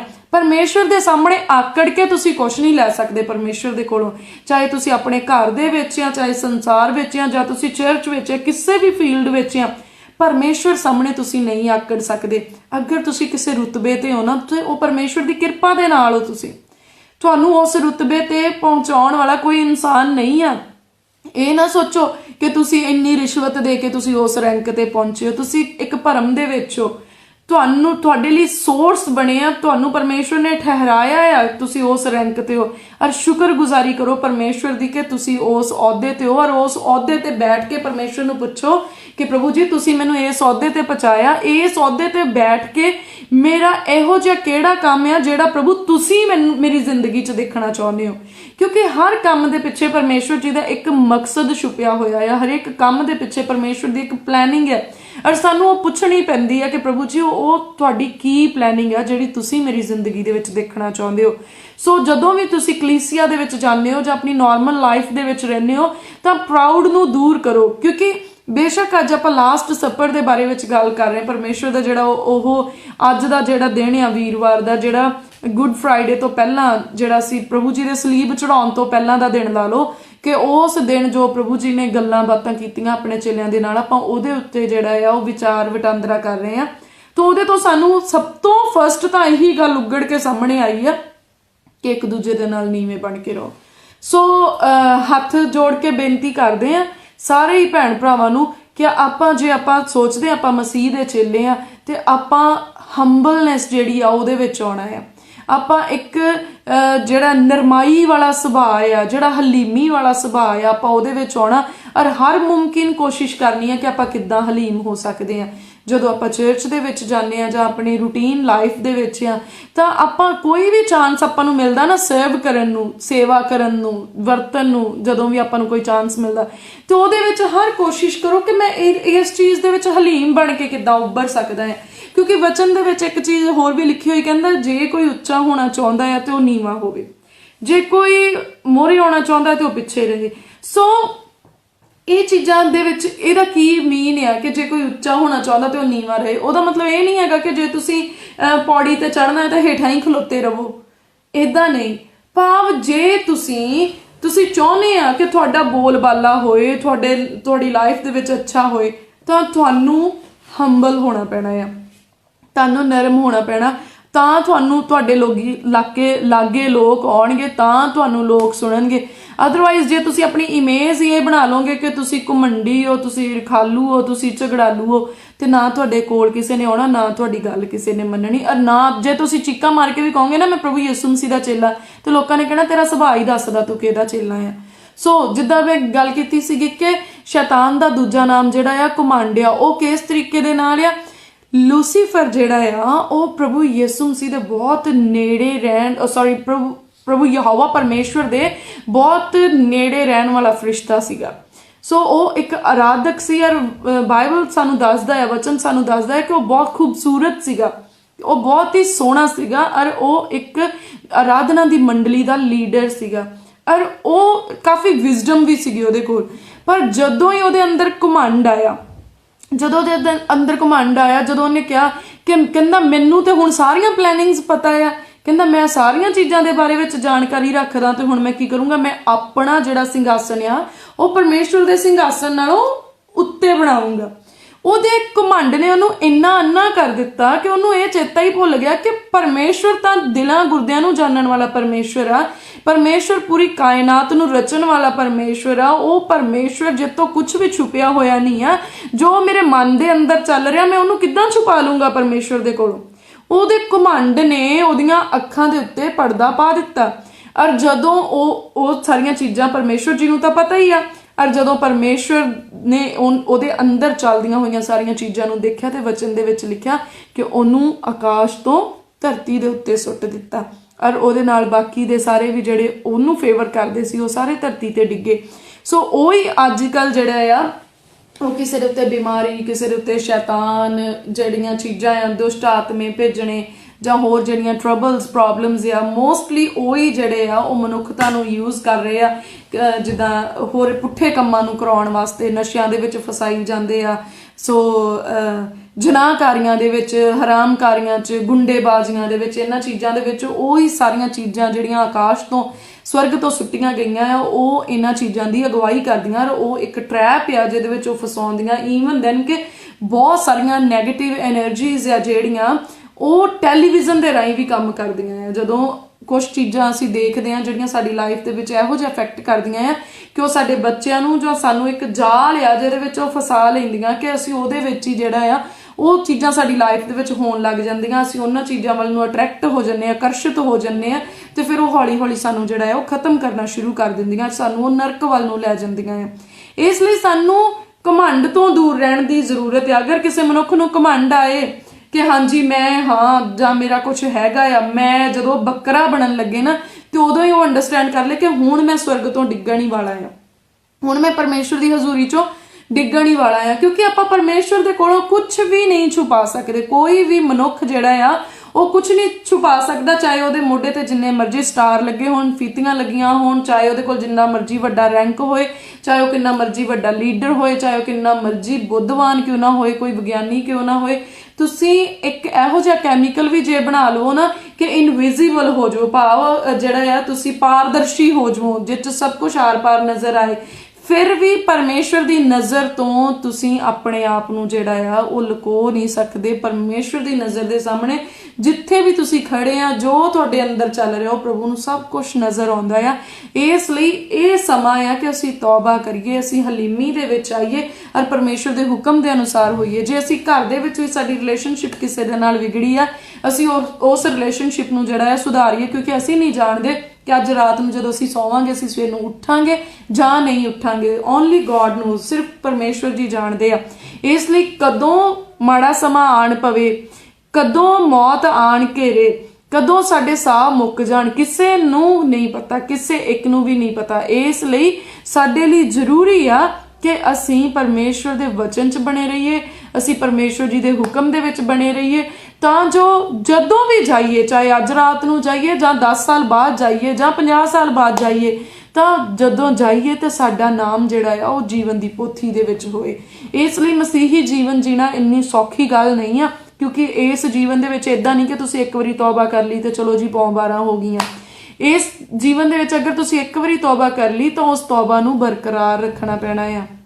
ਇਦਾਂ ਕਹਿ ਲਓ ਕਿ ਪਰਮੇਸ਼ਵਰ ਨੇ ਸਾਨੂੰ ਇੱਕ ਵਾਰੀ ਉੱਚੇ ਸਥਾਨ ਦੇ ਉੱਤੇ ਖੜੇ ਕਰ ਦਿੱਤਾ ਆ, ਪਰ ਹੁਣ ਉੱਚੇ ਸਥਾਨ ਤੇ ਟਿਕੇ ਰਹਿਣਾ ਜਿਹੜਾ ਆ ਉਹ ਹੁਣ ਸਾਡੀ ਜੌਬ ਆ। ਹੁਣ ਸਾਡੇ ਲਈ ਉਹ ਇੱਕ ਚੈਲੰਜ ਬਣ ਗਿਆ ਕਿ ਅਸੀਂ ਉਸ ਸਥਾਨ ਤੇ ਟਿਕੇ ਰਹਿਣਾ ਆ। ਸੋ ਪਰਮੇਸ਼ਵਰ ਨੇ ਇੱਕ ਵਾਰੀ ਸਾਨੂੰ ਉਹ ਇਖਤਿਆਰ ਦੇ ਦਿੱਤਾ, ਪਰਮੇਸ਼ਵਰ ਨੇ ਸਾਨੂੰ ਉਸ ਲੈਵਲ ਦੇ ਉੱਤੇ ਲੈ ਆਂਦਾ। ਹੁਣ ਅਸੀਂ ਕੁਝ ਵੀ ਕਰਕੇ ਆਪਣੇ ਜੀਵਨ ਦੇ ਵਿੱਚ ਜਿਹੜਾ ਆ ਉਹ ਉਸ ਲੈਵਲ ਨੂੰ ਬਰਕਰਾਰ ਰੱਖਣਾ, ਕੁਝ ਵੀ ਇਹੋ ਜਿਹੀ ਗਲਤੀ ਨਹੀਂ ਕਰਨੀ ਕਿ ਅਸੀਂ ਉੱਥੋਂ ਡਿੱਗ ਜਾਈਏ। ਸੋ ਜਿੱਦਾਂ ਇੱਕ ਸਰਕਾਰ ਨੂੰ ਲੋਕੀ ਜਿਤਾ ਕੇ ਜਿਹੜਾ ਆ ਉਹ ਇੱਕ ਜਿੱਦਾਂ ਕਹਿ ਲਓ ਪ੍ਰਾਈਮ ਮਿਨਿਸਟਰ ਬਣ ਜਾਂਦਾ, ਕੋਈ ਜਿਹੜਾ ਰਾਸ਼ਟਰਪਤੀ ਬਣ ਜਾਂਦਾ ਆ, ਕੋਈ ਮੁੱਖ ਮੰਤਰੀ ਬਣ ਜਾਂਦਾ ਹੈ, ਪਰ ਫਿਰ ਲੋਕੀ ਆਪਣੇ ਘਰਾਂ ਦੇ ਵਿੱਚ ਬੈਠ ਜਾਂਦੇ। ਇੱਕ ਵਾਰੀ ਉਹਨਾਂ ਨੇ ਚੁਣ ਦਿੱਤਾ ਨੇਤਾ, ਫਿਰ ਉਹ ਆਪਣੇ ਘਰਾਂ ਦੇ ਵਿੱਚ ਬੈਠ ਗਏ, ਉਹ ਆਪਣੀਆਂ ਮੌਜਾਂ ਕਰਦੇ, ਜਾਂ ਉਹ ਪਛਤਾਉਂਦੇ ਆ ਜਾਂ ਉਹ ਖੁਸ਼ ਹੁੰਦੇ ਆ। ਪਰ ਉਸ ਨੇਤਾ ਦੇ ਲਈ ਇੱਕ ਚੈਲੰਜ ਬਣ ਜਾਂਦਾ ਹੈ ਕਿ ਹੁਣ ਉਹਨੇ ਅਗਾਹਾਂ ਨੂੰ ਉਸ ਥਾਂ ਦੇ ਉੱਤੇ ਕਿੱਦਾਂ ਬਰਕਰਾਰ ਰਹਿਣਾ। ਉਹ ਲੋਕਾਂ ਦੀ ਡਿਊਟੀ ਨਹੀਂ ਆ ਉਹਦੀ ਉਸ ਥਾਂ ਨੂੰ ਜਿਹੜਾ ਬਰਕਰਾਰ ਰੱਖਣਾ, ਉਹ ਉਸ ਬੰਦੇ ਦੀ ਡਿਊਟੀ ਆ ਕਿ ਉਹਨੇ ਕਿਹੋ ਜਿਹੇ ਕੰਮ ਕਰਨੇ ਕਿ ਗਾਂ ਨੂੰ ਉਹਨੇ ਉੱਥੇ ਰਹਿਣਾ ਆ ਕਿ ਨਹੀਂ ਰਹਿਣਾ। ਸੇਮ ਵੇ ਦੇ ਨਾਲ ਪਰਮੇਸ਼ਵਰ ਨੇ ਸਾਨੂੰ ਫੇਵਰ ਦੇ ਕੇ ਸਾਨੂੰ ਖੜੇ ਕਰ ਦਿੱਤਾ ਆ। ਹੁਣ ਸਾਡੀ ਡਿਊਟੀ ਆ ਕਿ ਅਸੀਂ ਉਸ ਸਥਾਨ ਦੇ ਉੱਤੇ ਖੜੇ ਰਹਿਣਾ ਆ ਕਿ ਅਸੀਂ ਉੱਥੋਂ ਡਿੱਗ ਜਾਣਾ ਹੈ। ਸੋ ਇਹੀ ਇੱਕ ਮਸੀਹੀ ਚੇਲੇ ਦਾ ਚੈਲੰਜ ਆ। ਇਸ ਚੈਲੰਜ ਦੇ ਵਿੱਚ ਆਪਾਂ ਪਰਮੇਸ਼ਵਰ ਦੀ ਕਿਰਪਾ ਦੇ ਨਾਲ ਜਿਹੜਾ ਆ ਓਵਰਕਮ ਹੋਣਾ ਆ, ਆਪਾਂ ਉਹਦੇ ਵਿੱਚ ਫਤਿਹ ਪਾਉਣੀ ਆ। ਸੋ ਪ੍ਰਭੂ ਯਿਸੂ ਮਸੀਹ ਨੇ ਕਿਹਾ ਤੁਸੀਂ ਵੀ ਏਦਾਂ ਹੀ ਇੱਕ ਦੂਏ ਦੇ ਪੈਰ ਧੋਵੋ। ਇਸ ਲਈ ਜੋ ਮੈਂ ਤੁਹਾਨੂੰ ਇੱਕ ਨਮੂਨਾ ਦੇ ਛੱਡਿਆ ਹੈ, ਪ੍ਰਭੂ ਨੇ ਕਿਹਾ ਮੈਂ ਤੁਹਾਨੂੰ ਇੱਕ ਉਦਾਹਰਨ ਦੇ ਦਿੱਤੀ ਆ, ਮੈਂ ਤੁਹਾਨੂੰ ਇੱਕ ਨਮੂਨਾ ਦੇ ਛੱਡਿਆ ਆ। ਉਹ ਕੀ ਨਮੂਨਾ ਆ ਆਪਾਂ ਉਹ ਪਹਿਲਾਂ ਹੀ ਪੜ੍ਹ ਲਿਆ, ਤਾਂ ਜੋ ਜਿਵੇਂ ਮੈਂ ਤੁਹਾਡੇ ਨਾਲ ਕੀਤਾ ਤੁਸੀਂ ਵੀ ਤਿਵੇਂ ਹੀ ਕਰੋ। ਸੋ ਪ੍ਰਭੂ ਯਿਸੂ ਮਸੀਹ ਨੇ ਕੀ ਕਿਹਾ, ਮੈਂ ਤੁਹਾਨੂੰ ਇੱਕ ਨਮੂਨਾ ਦੇ ਛੱਡਿਆ, ਜੋ ਮੈਂ ਤੁਹਾਡੇ ਨਾਲ ਕੀਤਾ ਤੁਸੀਂ ਵੀ ਉਦਾਂ ਹੀ ਕਰੋ। ਹੁਣ ਤੁਸੀਂ ਇਹ ਦੇਖੋ ਕਿ ਪ੍ਰਭੂ ਯਿਸੂ ਮਸੀਹ ਨੇ ਆਪਣੇ ਨਾਲ ਕੀ ਕੀਤਾ ਹੈ। ਸੋ ਸਾਨੂੰ ਪਹਿਲਾਂ ਤਾਂ ਇਹੀ ਅੰਡਰਸਟੈਂਡ ਕਰਨਾ ਪੈਣਾ ਕਿ ਜੋ ਕੁਝ ਪ੍ਰਭੂ ਨੇ ਸਾਡੇ ਨਾਲ ਕੀਤਾ ਆ ਉਹੀ ਸਾਨੂੰ ਵੀ ਕਰਨਾ ਪੈਣਾ। ਭਾਵੇਂ ਇੱਥੇ ਪ੍ਰਭੂ ਯਿਸੂ ਮਸੀਹ ਆਪਣੇ ਚੇਲਿਆਂ ਦੇ ਨਾਲ ਗੱਲ ਕਰ ਰਹੇ ਆ, ਤੇ ਹੁਣ ਅਸੀਂ ਕੌਣ ਆ? ਅਸੀਂ ਵੀ ਤਾਂ ਪ੍ਰਭੂ ਦੇ ਚੇਲੇ ਆ। ਇਹਦਾ ਮਤਲਬ ਕਿ ਅੱਜ ਪ੍ਰਭੂ ਸਾਡੇ ਨਾਲ ਹੀ ਗੱਲ ਕਰ ਰਹੇ ਆ, ਅੱਜ ਇਹ ਗੱਲ ਸਾਡੇ ਨਾਲ ਹੀ ਹੋ ਰਹੀ ਆ। ਸੋ ਇਹ ਕਿਹਾ ਮੈਂ ਤੁਹਾਨੂੰ ਇੱਕ ਐਗਜ਼ਾਮਪਲ ਸੈੱਟ ਕਰ ਦਿੱਤੀ ਆ, ਮੈਂ ਤੁਹਾਨੂੰ ਇੱਕ ਨਮੂਨਾ ਜਿਹੜਾ ਆ ਉਹ ਸੈੱਟ ਕਰ ਦਿੱਤਾ ਆ, ਤੁਸੀਂ ਵੀ ਇਦਾਂ ਹੀ ਕਰਿਓ ਜਿੱਦਾਂ ਮੈਂ ਕੀਤਾ ਯਾਰ। ਪ੍ਰਭੂ ਨੇ ਕੀ ਕੀਤਾ ਆ? ਉਹਨੇ ਆਪਣੇ ਪਿਤਾ ਦੀ ਆਗਿਆਕਾਰੀ ਕੀਤੀ ਹੈ। ਸੋ ਉਹਨੇ ਸਾਡੇ ਲਈ ਇੱਕ ਐਗਜ਼ਾਮਪਲ ਸੈੱਟ ਕੀਤੀ ਕਿ ਉਹਨੇ ਆਪਣੇ ਪਿਤਾ ਦੀ ਆਗਿਆਕਾਰੀ ਕੀਤੀ। ਇਹਦਾ ਮਤਲਬ ਸਾਨੂੰ ਵੀ ਆਪਣੇ ਆਤਮਿਕ ਪਿਤਾ ਦੀ, ਆਪਣੇ ਪਿਤਾ ਪਰਮੇਸ਼ਵਰ, ਆਤਮਿਕ ਪਿਤਾ ਮੇਰਾ ਕਿਸੇ ਵੀ ਮਨੁੱਖ ਤੋਂ ਜਿਹੜਾ ਆ, ਕਦੀ ਵੀ ਇਹ ਨਾ ਸਮਝੋ ਕਿ ਜਿਹੜਾ ਮੈਂ ਆਤਮਿਕ ਪਿਤਾ ਸ਼ਬਦ ਬੋਲ ਰਹੀ ਆ ਨਾ, ਮੈਂ ਕਿਸੇ ਮਨੁੱਖ ਦੇ ਵਿਖੇ ਬੋਲ ਰਹੀ। ਮੈਂ ਕਿਸੇ ਮਨੁੱਖ ਦੇ ਵਿਖੇ ਆਤਮਿਕ ਪਿਤਾ ਨਹੀਂ ਬੋਲਦੀ। ਮੇਰਾ ਇੱਕੋ ਹੀ ਆਤਮਿਕ ਪਿਤਾ ਆ, ਯਹੋਵਾ ਪਰਮੇਸ਼ਵਰ, ਜਿਨੇ ਮੈਨੂੰ ਦੁਨੀਆ ਦੀ ਭੀੜ ਤੋਂ ਵੱਖਰੇ ਕਰਕੇ ਆਪਣੀ ਮਹਿਮਾ ਦੇ ਲਈ ਖੜੇ ਕੀਤਾ। ਸੋ ਅਸੀਂ ਵੀ ਆਪਣੇ ਆਤਮਿਕ ਪਿਤਾ ਦੀ ਆਗਿਆਕਾਰੀ ਕਰਨੀ ਹੈ, ਕਿਉਂਕਿ ਪ੍ਰਭੂ ਯਿਸੂ ਮਸੀਹ ਜੀ ਨੇ ਕਿਹਾ ਹੈ ਜੋ ਮੈਂ ਕੀਤਾ ਹੈ ਤੁਸੀਂ ਵੀ ਉਹ ਕਰਿਓ। ਤਾਂ ਪ੍ਰਭੂ ਯਿਸੂ ਮਸੀਹ ਨੇ ਕੀ ਕੀਤਾ? ਆਪਣੇ ਪਿਤਾ ਦੀ ਆਗਿਆਕਾਰੀ ਕੀਤੀ। ਸੋ ਅਸੀਂ ਵੀ ਆਪਣੇ ਪਿਤਾ ਦੀ ਆਗਿਆਕਾਰੀ ਕਰਨੀ ਆ। ਫਿਰ ਪ੍ਰਭੂ ਯਿਸੂ ਮਸੀਹ ਨੇ ਕੀ ਕੀਤਾ, ਉਹਨੇ ਹਲੀਮ ਆਪਣੇ ਜੀਵਨ ਦੇ ਵਿੱਚ ਉਹਨਾਂ ਨੇ ਹਲੀਮੀ ਨੂੰ ਅਪਣਾਇਆ, ਤੇ ਅਸੀਂ ਕੀ ਕਰਨਾ ਹੈ, ਸਾਨੂੰ ਵੀ ਹਲੀਮੀ ਦੇ ਵਿੱਚ ਬਣੇ ਰਹਿਣਾ ਹੈ। ਫਿਰ ਪ੍ਰਭੂ ਯਿਸੂ ਮਸੀਹ ਨੇ ਸਾਰੀਆਂ ਸਿਚੁਏਸ਼ਨਸ ਨੂੰ ਝੱਲਿਆ, ਤਾਂ ਇਹਦਾ ਮਤਲਬ ਸਾਨੂੰ ਵੀ ਸਾਰੀਆਂ ਸਿਚੁਏਸ਼ਨਸ ਨੂੰ ਝੱਲਣਾ ਪੈਣਾ ਆ। ਪ੍ਰਭੂ ਯਿਸੂ ਮਸੀਹ ਆਪਣੇ ਚੇਲਿਆਂ ਦੇ ਨਾਲ ਮਿੱਤਰਾਂ ਦੇ ਵਾਂਗ ਰਹੇ, ਇਹਦਾ ਮਤਲਬ ਅਸੀਂ ਵੀ ਪ੍ਰਾਊਡ ਨਹੀਂ ਕਰ ਸਕਦੇ, ਸਾਨੂੰ ਵੀ ਆਪਣੇ ਸੰਗੀ ਸਾਥੀਆਂ ਦੇ ਨਾਲ ਜਾਂ ਕਲੀਸਿਆ ਦੇ ਵਿੱਚ ਕਹਿ ਲਓ ਜਾਂ ਕੁਲੀਗਸ ਦੇ ਨਾਲ ਕਹਿ ਲਓ, ਸਾਨੂੰ ਵੀ ਉਸੇ ਤਰ੍ਹਾਂ ਨਰਮਾਈ ਦੇ ਨਾਲ ਚੱਲਣਾ ਪੈਣਾ। ਔਰ ਪ੍ਰਭੂ ਨੇ ਸਾਨੂੰ ਮਾਫ ਕੀਤਾ, ਪ੍ਰਭੂ ਨੇ ਸਾਨੂੰ ਮਾਫ ਕੀਤਾ, ਤਾਂ ਉਹ ਤੋਂ ਸਾਨੂੰ ਇਹ ਪਤਾ ਲੱਗਦਾ ਕਿ ਸਾਨੂੰ ਵੀ ਦੂਜਿਆਂ ਨੂੰ ਮਾਫ ਕਰਨਾ ਪੈਣਾ ਹੈ। ਸੋ ਪ੍ਰਭੂ ਨੇ ਜੋ ਐਗਜ਼ਾਮਪਲਸ ਸਾਡੇ ਲਈ ਸੈੱਟ ਕੀਤੀਆਂ ਆ, ਉਹ ਸਾਨੂੰ ਫੋਲੋ ਕਰਨੀਆਂ ਹੀ ਪੈਣੀਆਂ, ਤਾਂ ਅਸੀਂ ਕਹਿ ਸਕਦੇ ਹਾਂ ਅਸੀਂ ਪ੍ਰਭੂ ਯਿਸੂ ਮਸੀਹ ਦੇ ਚੇਲੇ ਆ। ਅਦਰਵਾਈਜ਼ ਕੋਈ ਬਪਤਿਸਮਾ ਲੈ ਲਵੇ ਤੇ ਉਹ ਕਹੇ ਮੈਂ ਪ੍ਰਭੂ ਯਿਸੂ ਮਸੀਹ ਦਾ ਚੇਲਾ, ਤੇ ਇਕੱਲਾ ਬਪਤਿਸਮਾ ਲੈਣ ਦੇ ਨਾਲ ਕੁਝ ਨਹੀਂ ਹੁੰਦਾ, ਕੁਝ ਵੀ ਨਹੀਂ ਹੁੰਦਾ। ਜੇ ਤੁਸੀਂ ਪ੍ਰਾਰਥਨਾ ਨਹੀਂ ਕਰਦੇ, ਜੇ ਤੁਸੀਂ ਵਚਨ ਨਹੀਂ ਪੜ੍ਹਦੇ, ਜੇ ਤੁਸੀਂ ਵਚਨ ਦੇ ਉੱਤੇ ਚੱਲਦੇ ਨਹੀਂ, ਅਸਰ ਨਹੀਂ ਕਰਦੇ, ਪਰਮੇਸ਼ਵਰ ਦੇ ਨਾਲ ਤੁਸੀਂ ਪਿਆਰ ਨਹੀਂ ਕਰਦੇ, ਪਰਮੇਸ਼ਵਰ ਦੀਆਂ ਆਗਿਆਵਾਂ ਦਾ ਪਾਲਣ ਨਹੀਂ ਕਰਦੇ, ਤੇ ਕੱਲਾ ਬਪਤਿਸਮਾ ਲੈ ਕੇ ਤੁਸੀਂ ਕਹੋ ਜੀ ਅਸੀਂ ਮਸੀਹੀ ਬਣ ਗਏ ਆ, ਤਾਂ ਇਦਾਂ ਤੁਸੀਂ ਮਸੀਹੀ ਨਹੀਂ ਬਣੇ, ਕਿਸੇ ਭਰਮ ਦੇ ਵਿੱਚ ਨਾ ਰਹੋ। ਬਹੁਤ ਸਾਰੇ ਲੋਕ ਆ, ਉਹਨਾਂ ਦੇ ਨੇਮ ਜਿਹੜੇ ਇੰਗਲਿਸ਼ ਨੇਮ ਆ, ਉਹਨਾਂ ਦੇ ਨੇਮ ਦੇ ਪਿੱਛੇ ਉਹਨਾਂ ਨੇ ਜਿਹੜਾ ਆ ਮਸੀਹੀ ਲਾਇਆ ਆ, ਮਸੀਹ ਵਰਡ ਲਾਇਆ ਹੈ, ਪਾਰਟੀਕੂਲਰ ਵਰਡ, ਕਿ ਜਦੋਂ ਕੋਈ ਨਾ ਉਹਨਾਂ ਦਾ ਨਾਮ ਲਵੇ ਤਾਂ ਉਹਦੇ ਪਿੱਛੇ ਮਸੀਹ ਲੱਗਦਾ ਹੈ ਹਨਾ। ਤਾਂ ਉਹ ਮਸੀਹ ਲੋਕ ਜਿਹੜੇ ਨਾਮ ਦੇ ਮਸੀਹ ਆ, ਪਰ ਮਸੀਹ ਦੀ ਇੱਕ ਵੀ ਕਮਾਂਡ ਨੂੰ ਫੋਲੋ ਨਹੀਂ ਕਰਦੇ, ਤੇ ਉਹ ਭਰਮ ਨਾ ਕਰਨ ਕਿ ਸਿਰਫ ਨਾਮ ਦੇ ਪਿੱਛੇ ਮਸੀਹ ਲਾਉਣ ਦੇ ਨਾਲ ਉਹਨਾਂ ਨੇ ਸਵਰਗਾਂ ਨੂੰ ਚਲੇ ਜਾਣਾ ਆ। ਨਾਮ ਤੁਹਾਡਾ ਜੋ ਵੀ ਆ ਉਹਦਾ ਚੱਕਰ ਨਹੀਂ ਪੈਣਾ, ਤੁਹਾਡੇ ਕੰਮਾਂ ਦਾ ਚੱਕਰ ਪੈਣਾ ਆ ਸਾਰਾ। ਸੋ ਇਸ ਲਈ ਕੰਮ ਜਿਹੜੇ ਸਾਡੇ ਆ ਉਹ ਮਸੀਹ ਦੀਆਂ ਆਗਿਆਵਾਂ ਦੇ ਵਿੱਚ ਹੋਣੇ ਚਾਹੀਦੇ ਆ, ਪ੍ਰਭੂ ਦੇ ਵਚਨਾਂ ਦੇ ਵਿੱਚ ਹੋਣੇ ਚਾਹੀਦੇ। ਸਾਡੇ ਕੰਮਾਂ ਨੇ ਸਾਡੀ ਗਵਾਹੀ ਪਾਉਣੀ, ਸਾਡੇ ਨਾਮ ਨੇ ਸਾਡੀ ਗਵਾਹੀ ਨਹੀਂ ਪਾਉਣੀ ਕਿ ਤੇਰਾ ਨਾਮ ਗੁਰਸ਼ਰਨ ਆ, ਤੇਰਾ ਨਾਮ ਜਿਹੜਾ ਹੈ ਉਹ ਸਹੀ ਨਹੀਂ ਹੈ, ਇਸ ਕਰਕੇ ਤੂੰ ਤੇ ਆਪਣੇ ਨਾਮ ਦੇ ਪਿੱਛੇ ਮਸੀਹ ਨਹੀਂ ਲਾਇਆ, ਚੱਲ ਨਰਕਾਂ ਨੂੰ। ਤਾਂ ਬਾਈਬਲ ਦੇ ਵਿੱਚ ਕਿਤੇ ਨਹੀਂ ਇਦਾਂ ਲਿਖਿਆ ਕਿ ਨਾਮ ਦਾ ਕਰਕੇ ਪਰਮੇਸ਼ਵਰ ਨੇ ਕਿਸੇ ਨੂੰ ਨਰਕ ਨੂੰ ਭੇਜਿਆ ਹੋਵੇ। ਸੋ ਸਾਡੇ ਕੰਮਾਂ ਨੇ ਸਾਡੀ ਗਵਾਹੀ ਪਾਉਣੀ ਆ, ਕਿਉਂਕਿ ਜਦੋਂ ਆਪਾਂ ਦੇਖਦੇ ਆ ਧਨੀ ਰਾਜੇ ਦੀ, ਤੇ ਜਿਹੜਾ ਆ ਲਾਜ਼ਰ ਜਿਹੜਾ ਹੈਗਾ ਮੰਗਤਾ ਗਰੀਬ ਬੰਦਾ ਜਿਹੜਾ ਰਾਜੇ ਦੀ ਰੇਹੜੀ 'ਚ ਬਹਿੰਦਾ ਸੀਗਾ, ਜਦੋਂ ਆਪਾਂ ਉਹਦੀ ਸਟੋਰੀ ਦੇਖਦੇ ਆ ਤਾਂ ਉਹਦੇ ਵਿੱਚ ਕਿਤੇ ਵੀ ਜਿਹੜਾ ਆ ਉਹ ਨਾਮ ਦਾ ਚੱਕਰ ਨਹੀਂ ਹੈਗਾ। ਇੱਕ ਰਾਜਾ ਤੇ ਇੱਕ ਭਿਖਾਰੀ, ਉਹਨਾਂ ਦੇ ਕੰਮਾਂ ਦਾ ਚੱਕਰ ਪਿਆ ਕਿ ਇੱਕ ਭਿਖਾਰੀ ਜੋ ਵੀ ਉਹ ਚਾਹੇ ਉਸ ਰਾਜੇ ਦੇ ਝੂਠ ਦੇ ਉੱਤੇ ਪਲਦਾ ਸੀ ਜਾਂ ਕੁਝ ਵੀ ਸੀਗਾ, ਉਹਦੇ ਵਾਸਤੇ ਵੀ ਪਰਮੇਸ਼ਵਰ ਦਾ ਸ਼ੁਕਰ ਕਰਦਾ ਸੀਗਾ। ਔਰ ਉਹ ਰਾਜਾ ਜਿਹੜਾ ਹੰਕਾਰੀ ਸੀ, ਘਮੰਡੀ ਸੀ, ਜਦੋਂ ਉਹ ਨਰਕ ਨੂੰ ਚਲੇ ਗਿਆ, ਔਰ ਉਹ ਜਿਹੜਾ ਭਿਖਾਰੀ ਸੀ ਉਹ ਸਵਰਗ ਨੂੰ ਚਲੇ ਗਿਆ। ਸੋ ਉੱਥੋਂ ਸਾਨੂੰ ਸਮਝ ਆਉਂਦੀ ਆ ਕਿ ਸਾਡੀ ਲਾਈਫ ਦੇ ਵਿੱਚ ਸਾਡਾ ਜਿਹੜਾ ਲੇਖਾ ਜੋਖਾ ਆ ਉਹ ਸਾਡੇ ਕੰਮਾਂ ਦਾ ਕੀਤਾ ਜਾਣਾ ਆ। ਔਰ ਫਿਰ ਉਹ ਧਨੀ ਨਰਕ ਦੇ ਵਿੱਚੋਂ ਆਵਾਜ਼ਾਂ ਦੇ ਰਿਹਾ ਆ ਕਿ ਕਹਿੰਦਾ ਤੁਸੀਂ ਇਹਨੂੰ ਭੇਜੋ ਕਿ ਆਪਣੀ ਉਂਗਲੀ ਦਾ ਪੋਟਾ ਹੀ ਜਿਹੜਾ ਹੈ ਨਾ ਗਿੱਲਾ ਕਰਕੇ ਮੇਰੇ ਬੁੱਲਾਂ ਨੂੰ ਛੁਆ ਦੇਵੇ। ਸੋ ਤੁਸੀਂ ਸੋਚੋ ਕਿ ਕਿਹੋ ਜਿਹੀਆਂ ਜਿਹੜੀਆਂ ਆ ਸਿਚੁਏਸ਼ਨਸ ਜਿਹੜੀਆਂ ਆ ਉਹ ਬਣ ਜਾਂਦੀਆਂ ਆ ਕਿ ਇੱਕ ਭਿਖਾਰੀ ਜਿਹੜਾ ਹੈ ਉਹ ਸਵਰਗ ਨੂੰ ਜਾ ਸਕਦਾ ਹੈ, ਤੇ ਇੱਕ ਧਨੀ ਜਿਹੜਾ ਹੈ ਉਹ ਨਰਕ ਨੂੰ ਜਾ ਸਕਦਾ ਹੈ। ਸੋ ਇਹ ਪ੍ਰੂਵ ਕਰਦਾ ਹੈ ਕਿ ਸਾਡਾ ਧਨ ਔਰ ਸਾਡੀਆਂ ਪੋਸਟਾਂ ਜਿਹੜੀਆਂ ਉਹ ਸਾਡੀਆਂ ਸਵਰਗ ਦੀ ਟਿਕਟ ਨਹੀਂ ਆ, ਪਰ ਸਾਡੇ ਕੰਮ ਜਿਹੜੇ ਆ ਉਹ ਸਾਡੀ ਸਵਰਗ ਦੀ ਜਾਂ ਸਾਡੇ ਨਰਕ ਦੀ ਟਿਕਟ ਬਣਨੇ ਆ। ਇਸ ਲਈ ਸਾਨੂੰ ਦੇਖਣਾ ਪੈਣਾ ਹੈ ਕਿ ਅਸੀਂ ਕੀ ਚੂਜ਼ ਕਰਨਾ ਹੈ, ਨਰਕ ਨੂੰ ਜਾਣਾ ਹੈ ਜਾਂ ਸਵਰਗ ਨੂੰ ਜਾਣਾ ਹੈ। ਸੋ ਜਿੱਧਰ ਨੂੰ ਵੀ ਜਾਣਾ ਹੈ ਉਸ ਥਾਂ ਵੱਲ ਦੇ ਕੰਮ ਸਾਨੂੰ ਜਿਹੜੇ ਆ ਉਹ ਫੋਲੋ ਕਰਨੇ ਪੈਣੇ ਆ। ਇਹੀ ਤਾਂ ਮਨੁੱਖ ਨੂੰ ਆਜ਼ਾਦ ਮਰਜ਼ੀ ਦੇ ਦਿੱਤੀ ਪਰਮੇਸ਼ਵਰ ਨੇ। ਹੁਣ ਨਹੀਂ ਮਨੁੱਖ ਕਹਿ ਸਕਦਾ ਕਿ ਮੈਨੂੰ ਨਹੀਂ ਪਤਾ ਮੈਂ ਕੀ ਡਿਸੀਜ਼ਨ ਲੈਣਾ ਆ। ਹੁਣ ਤਾਂ ਉਹ ਸੇਬ ਖਾ ਲਿਆ ਜਿਹੜਾ ਭਲੇ ਬੁਰੇ ਦੀ ਪਛਾਣ ਦਾ ਸੀਗਾ।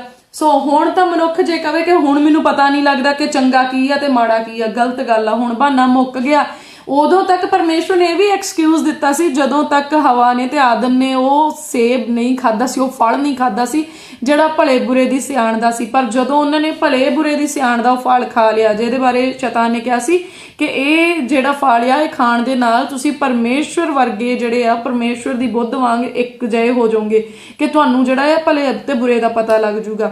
ਔਰ ਪਰਮੇਸ਼ਵਰ ਨੇ ਉਸ ਫਲ ਨੂੰ ਖਾਣ ਤੋਂ ਮਨਾ ਕੀਤਾ ਸੀ ਕਿਉਂਕਿ ਉਦੋਂ ਤੱਕ ਮਨੁੱਖ ਦੇ ਕੋਲ ਐਕਸਕਿਊਜ਼ ਸੀਗਾ ਕਿ ਉਹਨੂੰ ਨਹੀਂ ਪਤਾ ਜੀ ਚੰਗਾ ਕੀ ਆ ਮਾੜਾ ਕੀ ਆ। ਪਰ ਹੁਣ ਤੇ ਉਹ ਖਾ ਲਿਆ। ਹੁਣ ਤਾਂ ਉਹ ਉਸੇ ਜਨਰੇਸ਼ਨ ਦੇ ਵਿੱਚੋਂ ਆਪਾਂ ਤੁਰੇ ਆਉਂਦੇ ਆ ਜਿਸ ਜਨਰੇਸ਼ਨ ਨੇ ਉਹ ਫਲ ਖਾਦਾ, ਤੇ ਹੁਣ ਤੇ ਆਪਣੇ ਕੋਲੋਂ ਉਹ ਚੀਜ਼ ਜਿਹੜੀ ਆ ਉਹ ਐਕਸਕਿਊਜ਼ ਹੀ ਮੁੱਕ ਗਿਆ ਕਿ ਸਾਨੂੰ ਨਹੀਂ ਪਤਾ ਜੀ ਨਰਕ ਚੰਗਾ ਹੈ ਕਿ ਮਾੜਾ ਆ, ਸਾਨੂੰ ਨਹੀਂ ਪਤਾ ਸਵਰਗ ਚੰਗਾ ਹੈ ਕਿ ਮਾੜਾ। ਸੋ ਹੁਣ ਜਿਹੜਾ ਹੈ ਉਹ ਪਰਮੇਸ਼ਵਰ ਨੇ ਸਾਡੇ ਉੱਤੇ ਰਿਵੀਲ ਕਰ ਦਿੱਤਾ ਆ ਚੰਗਾ ਕੀ ਆ ਮਾੜਾ ਕੀ ਆ। ਡਿਸੀਜ਼ਨ ਮੇਕ ਕਰਨ ਦੀ ਜਿਹੜੀ ਆ ਉਹ ਪਰਮੇਸ਼ਵਰ ਨੇ ਆਜ਼ਾਦ ਮਰਜ਼ੀ ਮਨੁੱਖ ਨੂੰ ਦਿੱਤੀ ਆ। ਇਸ ਲਈ ਸਾਡੇ ਇਸੇ ਹੀ ਜਿਹੜਾ ਡਿਸੀਜ਼ਨ ਆ, ਜਿਹੜਾ ਸਾਡਾ ਇਹ ਫੈਸਲਾ, ਇਸੇ ਨੇ ਸਾਨੂੰ ਜਿਹੜਾ ਆ ਉਹ ਨਿਆਂ ਤੱਕ ਲੈ ਕੇ ਜਾਣਾ ਆ। ਹਰ ਵਚਨ ਦੇ ਵਿੱਚ ਕੀ ਲਿਖਿਆ ਆ, ਕਹਿੰਦਾ ਮੈਂ ਤੁਹਾਨੂੰ ਸੱਚ ਸੱਚ ਆਖਦਾ ਹਾਂ ਭਈ ਨੌਕਰ ਆਪਣੇ ਮਾਲਕ ਤੋਂ ਵੱਡਾ ਨਹੀਂ, ਨਾ ਭੇਜਿਆ ਹੋਇਆ ਆਪਣੇ ਭੇਜਣ ਵਾਲੇ ਤੋਂ। ਸੋ ਚੇਤੇ ਰੱਖੋ, ਕਹਿੰਦਾ ਮੈਂ ਤੁਹਾਨੂੰ ਸੱਚ ਸੱਚ ਆਖਦਾ। ਪ੍ਰਭੂ ਯਿਸੂ ਮਸੀਹ ਨੇ ਫੋਰਸਫੁਲੀ ਇਸ ਚੀਜ਼ ਨੂੰ ਕਿਹਾ, ਸਟ੍ਰੈਸ ਦੇ ਕੇ ਇਸ ਚੀਜ਼ ਨੂੰ ਕਿਹਾ, ਕਹਿੰਦਾ ਮੈਂ ਤੁਹਾਨੂੰ ਸੱਚ ਸੱਚ ਆਖਦਾ ਭਈ ਨੌਕਰ ਆਪਣੇ ਮਾਲਕ ਤੋਂ ਵੱਡਾ ਨਹੀਂ ਆ, ਨਾ ਭੇਜਿਆ ਹੋਇਆ ਆਪਣੇ ਭੇਜਣ ਵਾਲੇ ਤੋਂ ਵੱਡਾ ਆ। ਇਸ ਲਈ ਦੇਖੋ ਬਹੁਤ ਵਾਰੀ ਕੀ ਹੁੰਦਾ ਆ, ਆਪਾਂ ਕਿਸੇ ਫਰਮ ਦੇ ਵਿੱਚ ਕੰਮ ਕਰਦੇ ਆ ਜਾਂ ਕੁਛ ਵੀ, ਤਾਂ ਕਈ ਵਾਰੀ ਸਾਡੇ ਜਿਹੜੇ ਆ ਸਾਡੇ ਲੀਡਰਸ ਆ ਉਹ ਸਾਡੇ ਉੱਤੇ ਕਾਫੀ ਹੱਦ ਤੱਕ ਡਿਪੈਂਡ ਕਰਦੇ ਆ। ਆਪਣੀ ਜੌਬ ਤੇ ਹੀ ਲਾ ਲਓ ਤੁਸੀਂ, ਕਈ ਵਾਰੀ ਤੁਹਾਡੇ ਪ੍ਰਿੰਸੀਪਲ ਹੋ ਸਕਦੇ ਆ ਜਾਂ ਤੁਹਾਡੇ ਬੌਸ ਹੋ ਸਕਦੇ ਆ, ਜੋ ਵੀ ਲਾ ਲਓ ਜਿਹੜੇ ਤੁਹਾਡੇ ਤੋਂ ਇੱਕ ਸਟੈਪ ਉੱਪਰ ਆ ਜਾਂ 2 ਸਟੈਪ ਉੱਪਰ ਆ। ਕਈ ਵਾਰੀ ਉਹ ਕਈਆਂ ਚੀਜ਼ਾਂ ਦੇ ਵਿੱਚ ਜਿਹੜਾ ਆ ਉਹ ਤੁਹਾਡੇ ਉੱਤੇ ਕਾਫੀ ਡਿਪੈਂਡ ਕਰਦੇ ਕਿ ਹਾਂਜੀ ਆਹ ਕੰਮ ਤੁਸੀਂ ਕਰ ਦਿਓ, ਮੈਨੂੰ ਪਤਾ ਹੈ ਜੋ ਤੁਸੀਂ ਕਰੋਗੇ ਸਹੀ ਕਰੋਗੇ। ਤਾਂ ਕਈ ਵਾਰੀ ਉਹ ਬੰਦਾ ਜਿਹਦੇ ਉੱਤੇ ਟਰਸਟ ਕਰਦਾ ਆ, ਉਹਦਾ ਜਿਹੜਾ ਮਾਲਕ ਆ, ਜਦੋਂ ਉਹਦੇ ਉੱਤੇ ਟਰਸਟ ਕਰਦਾ ਤੇ ਉਹ ਬੰਦਾ ਪ੍ਰਾਊਡ ਹੀ ਹੋ ਜਾਂਦਾ, ਔਰ ਉਹ ਕਹਿੰਦਾ ਜੀ ਮੇਰੇ ਬਿਨਾਂ ਤੇ ਕੰਮ ਚੱਲਣਾ ਹੀ ਨਹੀਂ। ਉਹਨੂੰ ਲੱਗਦਾ ਕਿ ਦੁਨੀਆ ਜਿਹੜੀ ਆ ਮੈਂ ਹੀ ਏਦਾਂ ਹੱਥ ਦੇ ਕੇ ਥੰਮੀ ਆ, ਜੇ ਮੈਂ ਹੱਥ ਕੱਢ ਲਿਆ ਤੇ ਦੁਨੀਆ ਜਿਹੜੀ ਆ ਡਿੱਗ ਜਾਣੀ ਆ, ਇਹ ਨਾਸ ਹੋ ਜਾਣੀ ਆ ਦੁਨੀਆ, ਇਹ ਤਾਂ ਤਬਾਹ ਹੋ ਜਾਣੀ ਕਿ ਮੈਂ ਹੀ ਥੰਮ ਦਿੱਤਾ ਆ ਇਹਨੂੰ। ਸੋ ਕਈ ਵਾਰੀ ਬਹੁਤ ਸਾਰੇ ਲੋਕ ਹੁੰਦੇ ਕਿਸੇ ਫਰਮ ਦੇ ਵਿੱਚ, ਕਿਸੇ ਸਕੂਲ ਦੇ ਵਿੱਚ, ਕਿਸੇ ਵੀ ਸੰਸਥਾ ਦੇ ਵਿੱਚ, ਕਿਤੇ ਵੀ ਲਗਾ ਲਓ, ਉਹਨਾਂ ਨੂੰ ਲੱਗਦਾ ਕਿ ਮੈਂ ਹੀ ਜਿਹੜਾ ਆ ਉਹ ਇਸ ਥਾਂ ਦਾ ਇਹੋ ਜਿਹਾ ਕੀ ਵਰਕਰ ਆ ਜਿਹਦੇ ਬਿਨਾਂ ਜੇ ਮੈਂ ਚਲੇ ਗਿਆ ਤੇ ਸਭ ਜਿਹੜੇ ਇੱਥੇ ਤਾਲੇ ਲੱਗ ਜਾਣੇ, ਸਭ ਕੁਝ ਹੋ ਜਾਣਾ। ਤਾਂ ਮਤ ਭੁੱਲੋ, ਇਸ ਦੁਨੀਆ ਤੋਂ ਪੀਰ ਫਕੀਰ ਪੈਗੰਬਰ ਸਭ ਚਲੇ ਗਏ, ਦੁਨੀਆ ਫਿਰ ਵੀ ਚੱਲੀ ਜਾ ਰਹੀ ਹੈ, ਦੁਨੀਆ ਨਹੀਂ ਰੁਕੀ, ਦੁਨੀਆ ਨਹੀਂ ਬੰਦ ਹੋਈ। ਉਹ ਹੋਰ ਜਿਹੜੀ ਦੁਨੀਆ ਆ ਇਹਦੇ ਵਿੱਚ ਹੋਰ ਵੀ ਤਰੱਕੀਆਂ ਹੁੰਦੀਆਂ ਗਈਆਂ। ਇਸ ਲਈ ਆਪਣੇ ਮਾਈਂਡ ਦੇ ਵਿੱਚੋਂ ਫਸਟ ਆਫ ਆਲ ਸਾਨੂੰ ਇਹ ਚੀਜ਼ ਕੱਢ ਦੇਣੀ ਚਾਹੀਦੀ ਹੈ, ਕਿਉਂਕਿ ਵਚਨ ਵੀ ਦੱਸਦਾ ਜਿਹੜਾ ਨੌਕਰ ਆ ਉਹ ਮਾਲਕ ਦੇ ਨਾਲੋਂ ਵੱਡਾ ਨਹੀਂ ਹੋ ਸਕਦਾ, ਨਾ ਜਿਹੜਾ ਆ ਭੇਜਿਆ ਹੋਇਆ ਆ ਜਿਹੜਾ ਉਹ ਭੇਜਣ ਵਾਲੇ ਤੋਂ ਵੱਡਾ ਨਹੀਂ ਹੋ ਸਕਦਾ। ਸੋ ਇੱਥੇ ਪ੍ਰਭੂ ਯਿਸੂ ਮਸੀਹ ਨੇ ਆਪਣੇ ਆਪ ਨੂੰ ਵੀ ਹਲੀਮ ਦਿਖਾਇਆ ਕਿ ਉਹ ਪਰਮੇਸ਼ਵਰ ਦੇ ਨਾਲੋਂ ਵੱਡੇ ਨਹੀਂ ਆਪਣੇ ਆਪ ਨੂੰ ਦਿਖਾਉਂਦੇ, ਕਹਿੰਦੇ ਭੇਜਿਆ ਆ ਪਰਮੇਸ਼ਵਰ ਨੇ ਉਹਨਾਂ ਨੂੰ ਤੇ ਉਹ ਉਹਦੇ ਤੋਂ ਵੱਡਾ ਨਹੀਂ ਆ। ਔਰ ਜੇ ਅਸੀਂ ਅੱਜ ਦੇ ਦੌਰ ਵਾਸਤੇ ਸਮਝੀਏ ਤੇ ਸਾਨੂੰ ਇਹ ਚੀਜ਼ ਵੀ ਸਮਝ ਆਉਂਦੀ ਕਿ ਕਦੀ ਵੀ ਸਾਨੂੰ ਪ੍ਰਾਊਡ ਦੇ ਵਿੱਚ ਆਣ ਕੇ ਜਿਹੜਾ ਹੈ ਇਸ ਚੀਜ਼ ਦੇ ਵਿੱਚ ਨਹੀਂ ਹੋਣਾ ਚਾਹੀਦਾ ਕਿ ਮੈਂ ਜਿਹੜਾ ਆ ਮੈਂ ਹੀ ਸਭ ਕੁਝ ਜਿਹੜਾ ਆ ਕਰ ਸਕਦਾ ਆ। ਸੋ ਜਿਸ ਲੈਵਲ ਤੇ ਸਾਨੂੰ ਪਰਮੇਸ਼ਵਰ ਨੇ ਰੱਖਿਆ ਉਹਦੇ ਤੇ ਅਸੀਂ ਸੈਟੀਸਫਾਈਡ ਹੋਣਾ ਆ ਔਰ ਆਪ ਤੋਂ ਵੱਡੇ ਨੂੰ ਆਨਰ ਕਰਨਾ ਆ, ਪਰਮੇਸ਼ਵਰ ਨੂੰ, ਮਾਪਿਆਂ ਨੂੰ, ਆਪਣੀ ਜੌਬ ਤੇ ਜੋ ਵੀ ਸਭ ਤੋਂ ਵੱਡਾ ਆ, ਜੋ ਵੀ ਸਾਡੇ ਚ ਉਮਰ ਤੋਂ ਵੱਡਾ, ਉਹਨੂੰ ਅਸੀਂ ਇੱਜ਼ਤ ਦੇਣੀ ਆ। ਔਰ ਫਿਰ ਉਹ ਕੀ ਕਹਿੰਦਾ ਆ, ਜੇ ਤੁਸੀਂ ਇਹ ਗੱਲਾਂ ਜਾਣਦੇ ਹੋ ਤਾਂ ਧੰਨ ਹੋ, ਜੇ ਇਹਨਾਂ ਨੂੰ ਕਰੋ ਵੀ। ਕਹਿੰਦਾ ਜੇ ਤੁਹਾਨੂੰ ਇਹ ਗੱਲਾਂ ਸਮਝ ਵਿੱਚ ਆ ਫਿਰ ਕਹਿੰਦਾ ਤੁਸੀਂ ਧੰਨ ਆ, ਕਹਿੰਦਾ ਪਰ ਇਹਨਾਂ ਨੂੰ ਪੂਰਿਆਂ ਵੀ ਕਰੋ ਵੀ। ਮੈਂ ਤੁਸਾਂ ਸਭਨਾਂ ਦੇ ਵਿਖੇ ਨਹੀਂ ਆਖਦਾ, ਮੈਂ ਉਹਨਾਂ ਨੂੰ ਜਾਣਦਾ ਹਾਂ ਜਿਨ੍ਹਾਂ ਨੂੰ ਮੈਂ ਚੁਣ ਲਿਆ, ਪਰ ਇਹ ਇਸ ਲਈ ਹੈ ਜੋ ਲਿਖਤ ਪੂਰੀ ਹੋਵੇ ਭਈ ਉਸਨੇ ਜਿਹੜਾ ਮੇਰੀ ਰੋਟੀ ਖਾਂਦਾ ਹੈ ਮੇਰੇ ਉੱਤੇ ਆਪਣੀ ਲੱਤ ਚੁੱਕੀ। ਸੋ ਇਹ ਇੱਥੇ ਜਿਹੜੀ ਪ੍ਰਭੂ ਯਿਸੂ ਮਸੀਹ ਨੇ ਗੱਲ ਕੀਤੀ ਹੈ, ਪ੍ਰਭੂ ਯਿਸੂ ਮਸੀਹ ਨੇ ਆਪਣੇ ਆਪ ਨੂੰ ਹੰਬਲ ਕੀਤਾ, ਨੀਵੇਂ ਕੀਤਾ। ਉਹਨਾਂ ਨੇ ਕਿਹਾ ਕਿ ਮੈਂ ਆਪਣੇ ਪਿਤਾ ਦੇ ਨਾਲੋਂ ਵੱਡਾ ਨਹੀਂ ਆ, ਮੈਂ ਆਪਣੇ ਪਿਤਾ ਦੇ ਨਾਲੋਂ ਕਦੀ ਵੀ ਵੱਡਾ ਨਹੀਂ ਹੋ ਸਕਦਾ, ਔਰ ਉਹਨੇ ਮੈਨੂੰ ਭੇਜਿਆ ਆ ਔਰ ਮੈਂ ਉਹਦੀ ਮਰਜ਼ੀ ਨੂੰ ਪੂਰਾ ਕਰਨ ਦੇ ਲਈ ਆਇਆ ਆ। ਸੋ ਅਗਰ ਪ੍ਰਭੂ ਯਿਸੂ ਮਸੀਹ ਨੇ ਆਪਣੇ ਆਪ ਨੂੰ ਪਿਤਾ ਨਾਲੋਂ ਵੱਡਾ ਨਹੀਂ ਕਿਹਾ, ਹਾਲਾਂਕਿ ਵਚਨ ਦੇ ਵਿੱਚ ਉਹਨਾਂ ਨੇ ਕਿਹਾ ਕਿ ਤੁਸੀਂ ਸਹੀ ਕਹਿੰਦੇ ਹੋ ਕਿ ਮੈਂ ਗੁਰੂ ਵੀ ਆ ਤੇ ਪ੍ਰਭੂ ਵੀ ਆ, ਫਿਰ ਵੀ ਉਹਨਾਂ ਨੇ ਕਿਹਾ ਮੈਂ ਆਪਣੇ ਭੇਜਣ ਵਾਲੇ ਤੋਂ ਵੱਡਾ ਨਹੀਂ ਆ। ਔਰ ਫਿਰ ਉਹਨਾਂ ਨੇ ਕਿਹਾ ਕਿ ਮੈਂ ਤੁਹਾਡੇ ਸਾਰਿਆਂ ਦੇ ਵਿਖੇ ਨਹੀਂ ਇਹ ਚੀਜ਼ਾਂ ਕਹਿੰਦਾ, ਪਰ ਮੈਂ ਉਹਨਾਂ ਦੇ ਲਈ ਕਹਿੰਦਾ ਜਿਨ੍ਹਾਂ ਨੂੰ ਮੈਂ ਚੁਣਿਆ ਆ। ਸੋ ਸਾਰੀ ਦੁਨੀਆ ਦੇ ਲਈ ਇਹ ਕਮਾਂਡਮੈਂਟਸ ਨਹੀਂ ਆ, ਇਹ ਉਹਨਾਂ ਦੇ ਲਈ ਆ ਜਿਨ੍ਹਾਂ ਨੂੰ ਪਰਮੇਸ਼ਵਰ ਨੇ ਵੱਖਰੇ ਕਰ ਲਿਆ ਆ ਦੁਨੀਆ ਦੇ ਵਿੱਚੋਂ। ਜਿੱਦਾਂ ਇੱਥੇ ਪ੍ਰਭੂ ਯਿਸੂ ਮਸੀਹ ਦੇ ਨਾਲ ਉਹਨਾਂ ਦੇ ਚੇਲੇ ਆ, ਔਰ ਇਸ ਥਾਂ ਤੇ ਹੁਣ ਪ੍ਰਭੂ ਯਿਸੂ ਮਸੀਹ ਉਹ ਗੱਲ ਕਰ ਰਹੇ ਆ, ਕਹਿੰਦੇ ਮੈਂ ਉਹਨੂੰ ਜਾਣਦਾ ਆ ਇਸ ਲਈ ਜੋ ਲਿਖਤ ਪੂਰੀ ਹੋਵੇ। ਕਿਹੜੀ ਲਿਖਤ? ਕਿ ਪ੍ਰਭੂ ਯਿਸੂ ਮਸੀਹ ਨੇ ਫੜਵਾਏ ਜਾਣਾ ਆ, ਕਿਸੇ ਮਨੁੱਖ ਨੇ ਉਹਨੂੰ ਫੜਾਉਣ ਦੇ ਵਿੱਚ ਜਿਹੜੀ ਆ ਉਹ ਵੈਰੀ ਦੀ ਮਦਦ ਕਰਨੀ ਆ। ਔਰ ਫਿਰ ਉਹ ਕੀ ਕਹਿੰਦਾ ਜਿਹੜਾ ਮੇਰੀ ਰੋਟੀ ਖਾਂਦਾ ਹੈ ਮੇਰੇ ਉੱਤੇ ਆਪਣੀ ਲੱਤ ਚੁੱਕੀ। ਬਈ ਜਿਹੜਾ ਮੇਰੇ ਨਾਲ ਰੋਟੀ ਖਾਂਦਾ ਆ ਉਹ ਉਹਨਾਂ ਚੋਂ ਹੀ ਇੱਕ ਆ ਜਿਨੇ ਇਸ ਕੰਮ ਦੇ ਲਈ ਆਪਣਾ ਪੈਰ ਜਿਹੜਾ ਆ ਉਹ ਵਧਾਇਆ ਆ। ਇਹਦੋਂ ਅੱਗੇ ਇਸ ਗੱਲ ਦੇ ਹੋਣ ਤੋਂ ਪਹਿਲਾਂ ਮੈਂ ਤੁਹਾਨੂੰ ਦੱਸਦਾ ਹਾਂ, ਤਾਂ ਜਿਸ ਵੇਲੇ ਇਹ ਪੂਰੀ ਹੋ ਲਵੇ ਤਾਂ ਤੁਸੀਂ ਪ੍ਰਤੀਤ ਕਰੋ ਜੋ ਮੈਂ ਉਹ ਹਾਂ। ਸੋ ਕਹਿੰਦੇ ਵੀ ਮੈਂ ਤੁਹਾਨੂੰ ਪਹਿਲਾਂ ਹੀ ਦੱਸ ਦਿੰਨਾ ਆ ਇਹ ਚੀਜ਼, ਬਈ ਜਦੋਂ ਇਹ ਗੱਲ ਪੂਰੀ ਹੋ ਗਈ ਫਿਰ ਤੁਹਾਨੂੰ ਯਕੀਨ ਹੋ ਜਾਊਗਾ ਵੀ ਮੈਂ ਉਹ ਹੀ ਆ ਜਿਹਦੇ ਬਾਰੇ ਵਿੱਚ ਇਹ ਲਿਖਤਾਂ ਲਿਖੀਆਂ ਗਈਆਂ ਸੀ। ਸੋ ਯਸਾਇਆ ਦੀ ਕਿਤਾਬ ਦੇ ਵਿੱਚ ਵੀ ਲਿਖੀਆਂ ਗਈਆਂ ਆ, ਹੋਰ ਵੀ ਕਈਆਂ ਕਿਤਾਬਾਂ ਦੇ ਵਿੱਚ ਉਹਦਾ ਜ਼ਿਕਰ ਆ ਕਿ ਇਦਾਂ ਹੋਣਾ ਹੈ ਕਿ ਮਸੀਹ ਨੇ ਆਉਣਾ ਹੈ ਤੇ ਉਹਨੇ ਫੜਵਾਇਆ ਜਾਣਾ ਔਰ ਉਹਨੇ ਸਾਡੇ ਗੁਨਾਹਾਂ ਦੇ ਬਦਲੇ ਜਿਹੜਾ ਆ ਉਹ ਸੂਲੀ ਦੇ ਉੱਤੇ ਜਿਹੜਾ ਆ ਉਹ ਚੜਾਇਆ ਜਾਣਾ। ਜਿੱਦਾਂ ਯਸਾਇਆ ਦੀ ਕਿਤਾਬ ਦੇ ਵਿੱਚ ਲਿਖਿਆ, ਕਹਿੰਦਾ ਸੱਚਮੁੱਚ ਉਹਨੇ ਸਾਡੇ ਗਮ ਚੁੱਕ ਲਏ ਤੇ ਸਾਡੇ ਗੁਨਾਹਾਂ ਦੇ ਬਦਲੇ ਉਹ ਕਾਇਲ ਕੀਤਾ ਗਿਆ ਹਨਾ। ਤਾਂ ਉਹ ਅਸੀਂ ਉਸ ਨੂੰ ਪਰਮੇਸ਼ਵਰ ਦਾ ਜਿਹੜਾ ਆ ਭੰਨਿਆ ਤੇ ਲਤਾੜਿਆ ਹੋਇਆ ਸਮਝਿਆ, ਤਾਂ ਉਹਦੇ ਮਾਰ ਖਾਣ ਦੇ ਵਸੀਲੇ ਅਸੀਂ ਚੰਗੇ ਕੀਤੇ ਗਏ। ਸੋ ਹੋਰ ਵੀ ਐਗਜ਼ੈਕਟਲੀ ਵਰਡਸ ਦੇ ਵਿੱਚ ਜਿੱਦਾਂ ਪਰਮੇਸ਼ਵਰ ਦੇ ਪੁੱਤਰ ਪ੍ਰਭੂ ਯਿਸੂ ਮਸੀਹ ਦੇ ਨਾਲ ਹੋਇਆ, ਉਹ ਐਨ ਸ਼ੁੱਧ ਸ਼ਬਦਾਂ ਦੇ ਵਿੱਚ ਬਹੁਤ ਸਾਰੇ ਵਰਡਸ ਦੇ ਵਿੱਚ, ਬਹੁਤ ਸਾਰੀਆਂ ਵਰਸਿਸ ਦੇ ਵਿੱਚ ਲਿਖਿਆ ਗਿਆ ਹੈ। ਔਰ ਕਹਿੰਦਾ ਤਾਂ ਜਦੋਂ ਇਹ ਲਿਖਤ ਪੂਰੀ ਹੋ ਜਾਵੇ ਤੇ ਤੁਹਾਨੂੰ ਪਤਾ ਲੱਗ ਜਾਊਗਾ ਕਿ ਮੈਂ ਉਹ ਹੀ ਆ ਜਿਹਦੇ ਬਾਰੇ ਵਿੱਚ ਇਹ ਭਵਿੱਖਬਾਣੀਆਂ ਕੀਤੀਆਂ ਗਈਆਂ। ਕਿਉਂਕਿ ਬਹੁਤ ਸਾਰੇ ਲੋਕ ਜਿਹੜੇ ਆ ਉਹ ਅਜੇ ਵੀ ਇਜ਼ਰਾਈਲ ਦੇ ਵਿੱਚ ਮਸੀਹਾ ਦੇ ਆਉਣ ਦੀ ਵੇਟ ਕਰਦੇ ਆ, ਹਾਲੇ ਵੀ ਉਹ ਟਰਸਟ ਨਹੀਂ ਕਰਦੇ ਕਿ ਮਸੀਹ ਆ ਚੁੱਕਿਆ, ਅਜੇ ਵੀ ਉਹ ਵੇਟ ਹੀ ਕਰ ਰਹੇ ਕਿ ਮਸੀਹ ਨੇ ਆਉਣਾ ਆ, ਮਸੀਹ ਨੇ ਆਉਣਾ ਆ। ਪਰ ਇਹ ਚੀਜ਼ਾਂ ਜਿਹੜੀਆਂ ਭਵਿੱਖਬਾਣੀਆਂ ਕੀਤੀਆਂ ਗਈਆਂ ਸੀ ਉਹ ਪ੍ਰਭੂ ਯਿਸੂ ਮਸੀਹ ਦੇ ਰਾਹੀਂ ਆਲਰੇਡੀ ਪੂਰੀਆਂ ਹੋ ਚੁੱਕੀਆਂ। ਔਰ ਤਾਂ ਹੀ ਪ੍ਰਭੂ ਜੀ ਨੇ ਕਿਹਾ ਤਾਂ ਜੋ ਤੁਸੀਂ ਜਾਣੋ ਕਿ ਇਹ ਲਿਖਤਾਂ ਮੇਰੇ ਵਿਖੇ ਹੀ ਲਿਖੀਆਂ ਗਈਆਂ ਆ, ਜਦੋਂ ਇਹ ਪੂਰੀਆਂ ਹੋ ਜਾਣ ਤੇ ਤੁਹਾਨੂੰ ਸੱਚ ਜਿਹੜਾ ਆ ਉਹ ਸਾਬਤ ਹੋ ਜਾਊਗਾ। ਫਿਰ ਕਹਿੰਦੇ ਮੈਂ ਤੁਹਾਨੂੰ ਸੱਚ ਸੱਚ ਆਖਦਾ ਹਾਂ ਕਿ ਜੋ ਮੇਰੇ ਘੱਲੇ ਹੋਏ ਨੂੰ ਕਬੂਲਦਾ ਹੈ ਸੋ ਮੈਨੂੰ ਕਬੂਲਦਾ ਹੈ, ਤੇ ਜੋ ਮੈਨੂੰ ਕਬੂਲਦਾ ਹੈ ਸੋ ਮੇਰੇ ਘੱਲਣ ਵਾਲੇ ਨੂੰ ਕਬੂਲਦਾ ਹੈ। ਸੋ ਵਚਨ ਏਦਾਂ ਦੱਸਦਾ ਹੈ ਕਿ ਪ੍ਰਭੂ ਯਿਸੂ ਮਸੀਹ ਕਹਿੰਦੇ ਜਿਨ੍ਹਾਂ ਨੂੰ ਮੈਂ ਠਹਿਰਾਇਆ ਆ, ਜਿਹੜੇ ਉਹਨਾਂ ਨੂੰ ਕਬੂਲ ਕਰਦੇ ਕਿ ਹਾਂ ਇਹਨਾਂ ਨੂੰ ਪਰਮੇਸ਼ਵਰ ਨੇ ਠਹਿਰਾਇਆ ਆ, ਉਹ ਕਹਿੰਦਾ ਮੈਨੂੰ ਕਬੂਲ ਕਰਦੇ ਵੀ ਹਾਂ ਪ੍ਰਭੂ ਯਿਸੂ ਮਸੀਹ ਆ। ਸੋ ਕਹਿੰਦਾ ਜਿਹੜਾ ਪ੍ਰਭੂ ਯਿਸੂ ਮਸੀਹ ਨੂੰ ਕਬੂਲ ਕਰਦਾ ਆ ਉਹ ਯਹੋਵਾ ਪਰਮੇਸ਼ਵਰ ਨੂੰ ਕਬੂਲ ਕਰਦਾ ਹੈ ਕਿ ਯਹੋਵਾ ਪਰਮੇਸ਼ਵਰ ਜਿਹੜਾ ਆ ਉਹ ਪਿਤਾ ਪਰਮੇਸ਼ਵਰ ਆ। ਸੋ ਇਦਾਂ ਹੀ ਲਿਖਿਆ, ਕਹਿੰਦਾ ਸੱਚ ਸੱਚ ਆਖਦਾ ਜੋ ਮੇਰੇ ਘੱਲੇ ਹੋਏ ਨੂੰ ਕਬੂਲਦਾ, ਜਿਹਨੂੰ ਪ੍ਰਭੂ ਘੱਲਣ ਉਹਨੂੰ ਕਬੂਲਦਾ ਆ, ਉਹ ਮੈਨੂੰ ਕਬੂਲਦਾ, ਕਿਹਨੂੰ? ਪ੍ਰਭੂ ਯਿਸੂ ਮਸੀਹ ਨੂੰ। ਅਤੇ ਕਹਿੰਦਾ ਜਿਹੜਾ ਮੈਨੂੰ ਕਬੂਲਦਾ ਆ ਉਹ ਮੇਰੇ ਘੱਲਣ ਵਾਲੇ ਨੂੰ ਕਬੂਲਦਾ ਆ। ਸੋ ਜਿਹਨੇ ਇਹ ਮੰਨ ਲਿਆ ਕਿ ਪ੍ਰਭੂ ਯਿਸੂ ਮਸੀਹ ਪਰਮੇਸ਼ਵਰ ਦਾ ਪੁੱਤਰ ਆ, ਉਹਨੇ ਇਹ ਵੀ ਨਾਲ ਹੀ ਕਬੂਲ ਲਿਆ ਕਿ ਯਹੋਵਾ ਜਿਹੜਾ ਆ ਉਹੀ ਪਰਮੇਸ਼ਵਰ ਆ। ਸੋ ਕਹਿੰਦਾ ਇਹ ਗੱਲਾਂ ਕਹਿ ਕੇ ਯਿਸੂ ਆਤਮਾ ਵਿੱਚ ਘਬਰਾਉਣ ਲੱਗਾ। ਹੁਣ ਉਹ ਘੜੀ ਗੱਲਾਂ ਕਰਦਿਆਂ ਕਰਦਿਆਂ ਉਹ ਘੜੀ ਜਿਹੜੀ ਆ ਉਹ ਨੇੜੇ ਆ ਰਹੀ ਆ, ਉਹ ਪਲ ਨੇੜੇ ਆ ਰਹੇ, ਉਹ ਸਮਾਂ ਨੇੜੇ ਆ ਰਿਹਾ ਕਿ ਜਦੋਂ ਪ੍ਰਭੂ ਯਿਸੂ ਮਸੀਹ ਨੇ ਫੜਵਾਇਆ ਜਾਣਾ, ਜਦੋਂ ਉਹ ਸਾਰੇ ਦੁੱਖ ਜਿਹੜੇ ਸਾਡੇ ਬਦਲੇ ਪ੍ਰਭੂ ਯਿਸੂ ਮਸੀਹ ਨੇ ਆਪਣੇ ਬਦਨ ਦੇ ਉੱਤੇ ਲਏ, ਤਾਂ ਉਹ ਟਾਈਮ ਜਿਹੜਾ ਹੈ ਉਹ ਨੇੜੇ ਆਉਣ ਲੱਗਾ। ਉਹ ਆਤਮਾ ਦੇ ਵਿੱਚ ਘਬਰਾਇਆ ਕਿਉਂਕਿ ਉਹ ਉਸ ਵੇਲੇ ਬੋਡੀ ਦੇ ਵਿੱਚ ਸੀ, ਉਹ ਉਸ ਵੇਲੇ ਜਿਸਮ ਦੇ ਵਿੱਚ ਸੀ, ਔਰ ਜਿਸਮ ਦੇ ਵਿੱਚ ਉਹਨਾਂ ਨੇ ਦੁੱਖਾਂ ਨੂੰ ਜਿਹੜਾ ਆ ਉਹ ਸਹਿਣਾ ਸੀਗਾ। ਸੋ ਦੇਖੋ ਪ੍ਰਭੂ ਯਿਸੂ ਮਸੀਹ ਜਿਹੜੇ ਆ ਉਹ ਪਰਮੇਸ਼ਵਰ ਦੇ ਪੁੱਤਰ ਹੋਏ ਔਰ ਸਰਵ ਸਾਮਰਥੀ ਹੋਏ, ਸਾਰ ਤਰ੍ਹਾਂ ਦੀ ਸਾਮਰਥ ਉਹਨਾਂ ਦੇ ਵਿੱਚ ਸੀ ਕਿ ਜਦੋਂ ਉਹਨਾਂ ਨੇ ਕੋੜੀਆਂ ਨੂੰ ਛੂਹਿਆ ਤੇ ਉਹਨਾਂ ਦਾ ਕੋੜ ਜਿਹੜਾ ਸੀ ਕੋੜੀਆਂ ਦਾ ਜਾਂਦਾ ਰਿਹਾ। ਜਦੋਂ ਉਹਨਾਂ ਨੇ ਅੰਨਿਆਂ ਨੂੰ ਛੂਹਿਆ ਤੇ ਅੰਨੇ ਦੇਖਣ ਲੱਗ ਗਏ, ਲੰਗੜਿਆਂ ਨੂੰ ਕਿਹਾ ਤੁਰੋ ਤੇ ਉਹ ਉੱਠ ਕੇ ਤੁਰ ਪਏ, ਕੁੱਬਿਆਂ ਦੇ ਕੁੱਬ ਸਿੱਧੇ ਹੋ ਗਏ, ਇੱਥੋਂ ਤੱਕ ਕਿ ਲਾਜ਼ਰ ਨੂੰ ਆਵਾਜ਼ ਮਾਰੀ ਕਬਰ ਦੇ ਵਿੱਚੋਂ ਕਿ ਬਾਹਰ ਆ ਜਾ, ਤੇ ਉਹ ਬਾਹਰ ਆ ਗਿਆ, ਜਿੰਦਾ ਹੋ ਗਿਆ। ਜੈਰੁਸ ਦੀ ਧੀ ਨੂੰ ਜਿੰਦਿਆ ਕੀਤਾ।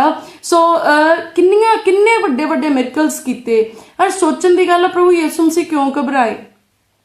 ਅਗਰ ਉਹ ਚਾਹੁੰਦੇ ਤਾਂ ਉਹ ਆਪਣੇ ਸਪਿਰਿਟ ਨੂੰ ਬੋਡੀ ਦੇ ਵਿੱਚੋਂ ਵੱਖਰਾ ਕਰ ਸਕਦੇ ਸੀਗੇ ਕਿ ਮੇਰੇ ਜਿਸਮ ਦੇ ਉੱਤੇ ਕੋਈ ਦਰਦ ਨਾ ਹੋਏ। ਤਾਂ ਬਹੁਤ ਪੋਸੀਬਲ ਗੱਲ ਸੀਗੀ ਕਿ ਇਦਾਂ ਹੋਵੇ ਕਿ ਉਹ ਆਪਣੇ ਆਪ ਨੂੰ ਵੱਖਰਾ ਕਰ ਲੈਂਦੇ ਕਿ ਉਹਨਾਂ ਨੂੰ ਕਿਸੇ ਤਰ੍ਹਾਂ ਦਾ ਕੋਈ ਦਰਦ ਨਾ ਹੋਵੇ, ਕਿਉਂਕਿ ਉਹਨਾਂ ਲਈ ਇਹ ਕਰਨਾ ਜਿਹੜਾ ਆ ਕੋਈ ਔਖੀ ਗੱਲ ਨਹੀਂ ਸੀ।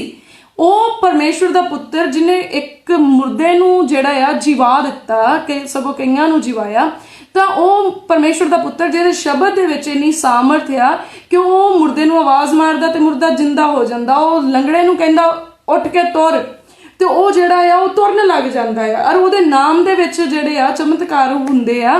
ਤਾਂ ਉਹ ਪਰਮੇਸ਼ਵਰ ਦਾ ਪੁੱਤਰ ਕਿਉਂ ਘਬਰਾਇਆ? ਕਿਉਂਕਿ ਪਰਮੇਸ਼ਵਰ ਨੇ ਆਪਣੇ ਨਬੀਆਂ ਦੇ ਦੁਆਰਾ ਪਹਿਲਾਂ ਹੀ ਭਵਿੱਖਬਾਣੀ ਕੀਤੀ ਸੀ ਕਿ ਉਹ ਦੁੱਖ ਨੂੰ ਝੱਲੇਗਾ। ਦੁੱਖ ਨੂੰ ਝੱਲਣ ਦਾ ਮਤਲਬ ਹੁੰਦਾ ਉਹਦੇ ਅੰਦਰ ਤੱਕ ਉਹ ਜਿਹੜਾ ਦੁੱਖ ਆ ਉਹ ਮਹਿਸੂਸ ਹੋਊਗਾ, ਉਹ ਫੀਲ ਹੋਊਗਾ। ਸੋ ਤਾਂ ਹੀ ਪ੍ਰਭੂ ਯਿਸੂ ਮਸੀਹ ਨੇ ਆਪਣੇ ਦਰਦ ਨੂੰ ਵੀ ਆਪਣੇ ਜਿਸਮ ਦੇ ਉੱਤੇ ਆਉਣ ਤੋਂ ਨਹੀਂ ਰੋਕਿਆ। ਉਹਨਾਂ ਨੇ ਉਸ ਮਰਜ਼ੀ ਦੇ ਲਈ ਜਿਹੜੀ ਪਰਮੇਸ਼ਵਰ ਦੇ ਵੱਲੋਂ ਸੀ, ਉਹਨਾਂ ਨੇ ਇੱਕ ਵੀ ਸ਼ਬਦ ਜਿਹੜਾ ਆ ਉਹ ਨਹੀਂ ਬੋਲਿਆ ਕਿ ਉਹਨੂੰ ਦਰਦ ਨਾ ਹੋਵੇ, ਜਾਂ ਉਹ ਜੇ ਕਹਿ ਦਿੰਦੇ ਕਿ ਮੈਨੂੰ ਦਰਦ ਨਾ ਹੋਵੇ ਤੇ ਦਰਦ ਨੇ ਰੁਕ ਜਾਣਾ ਸੀ। ਦਰਦ ਦੀ ਕੀ ਮਜ਼ਾਲ ਆ?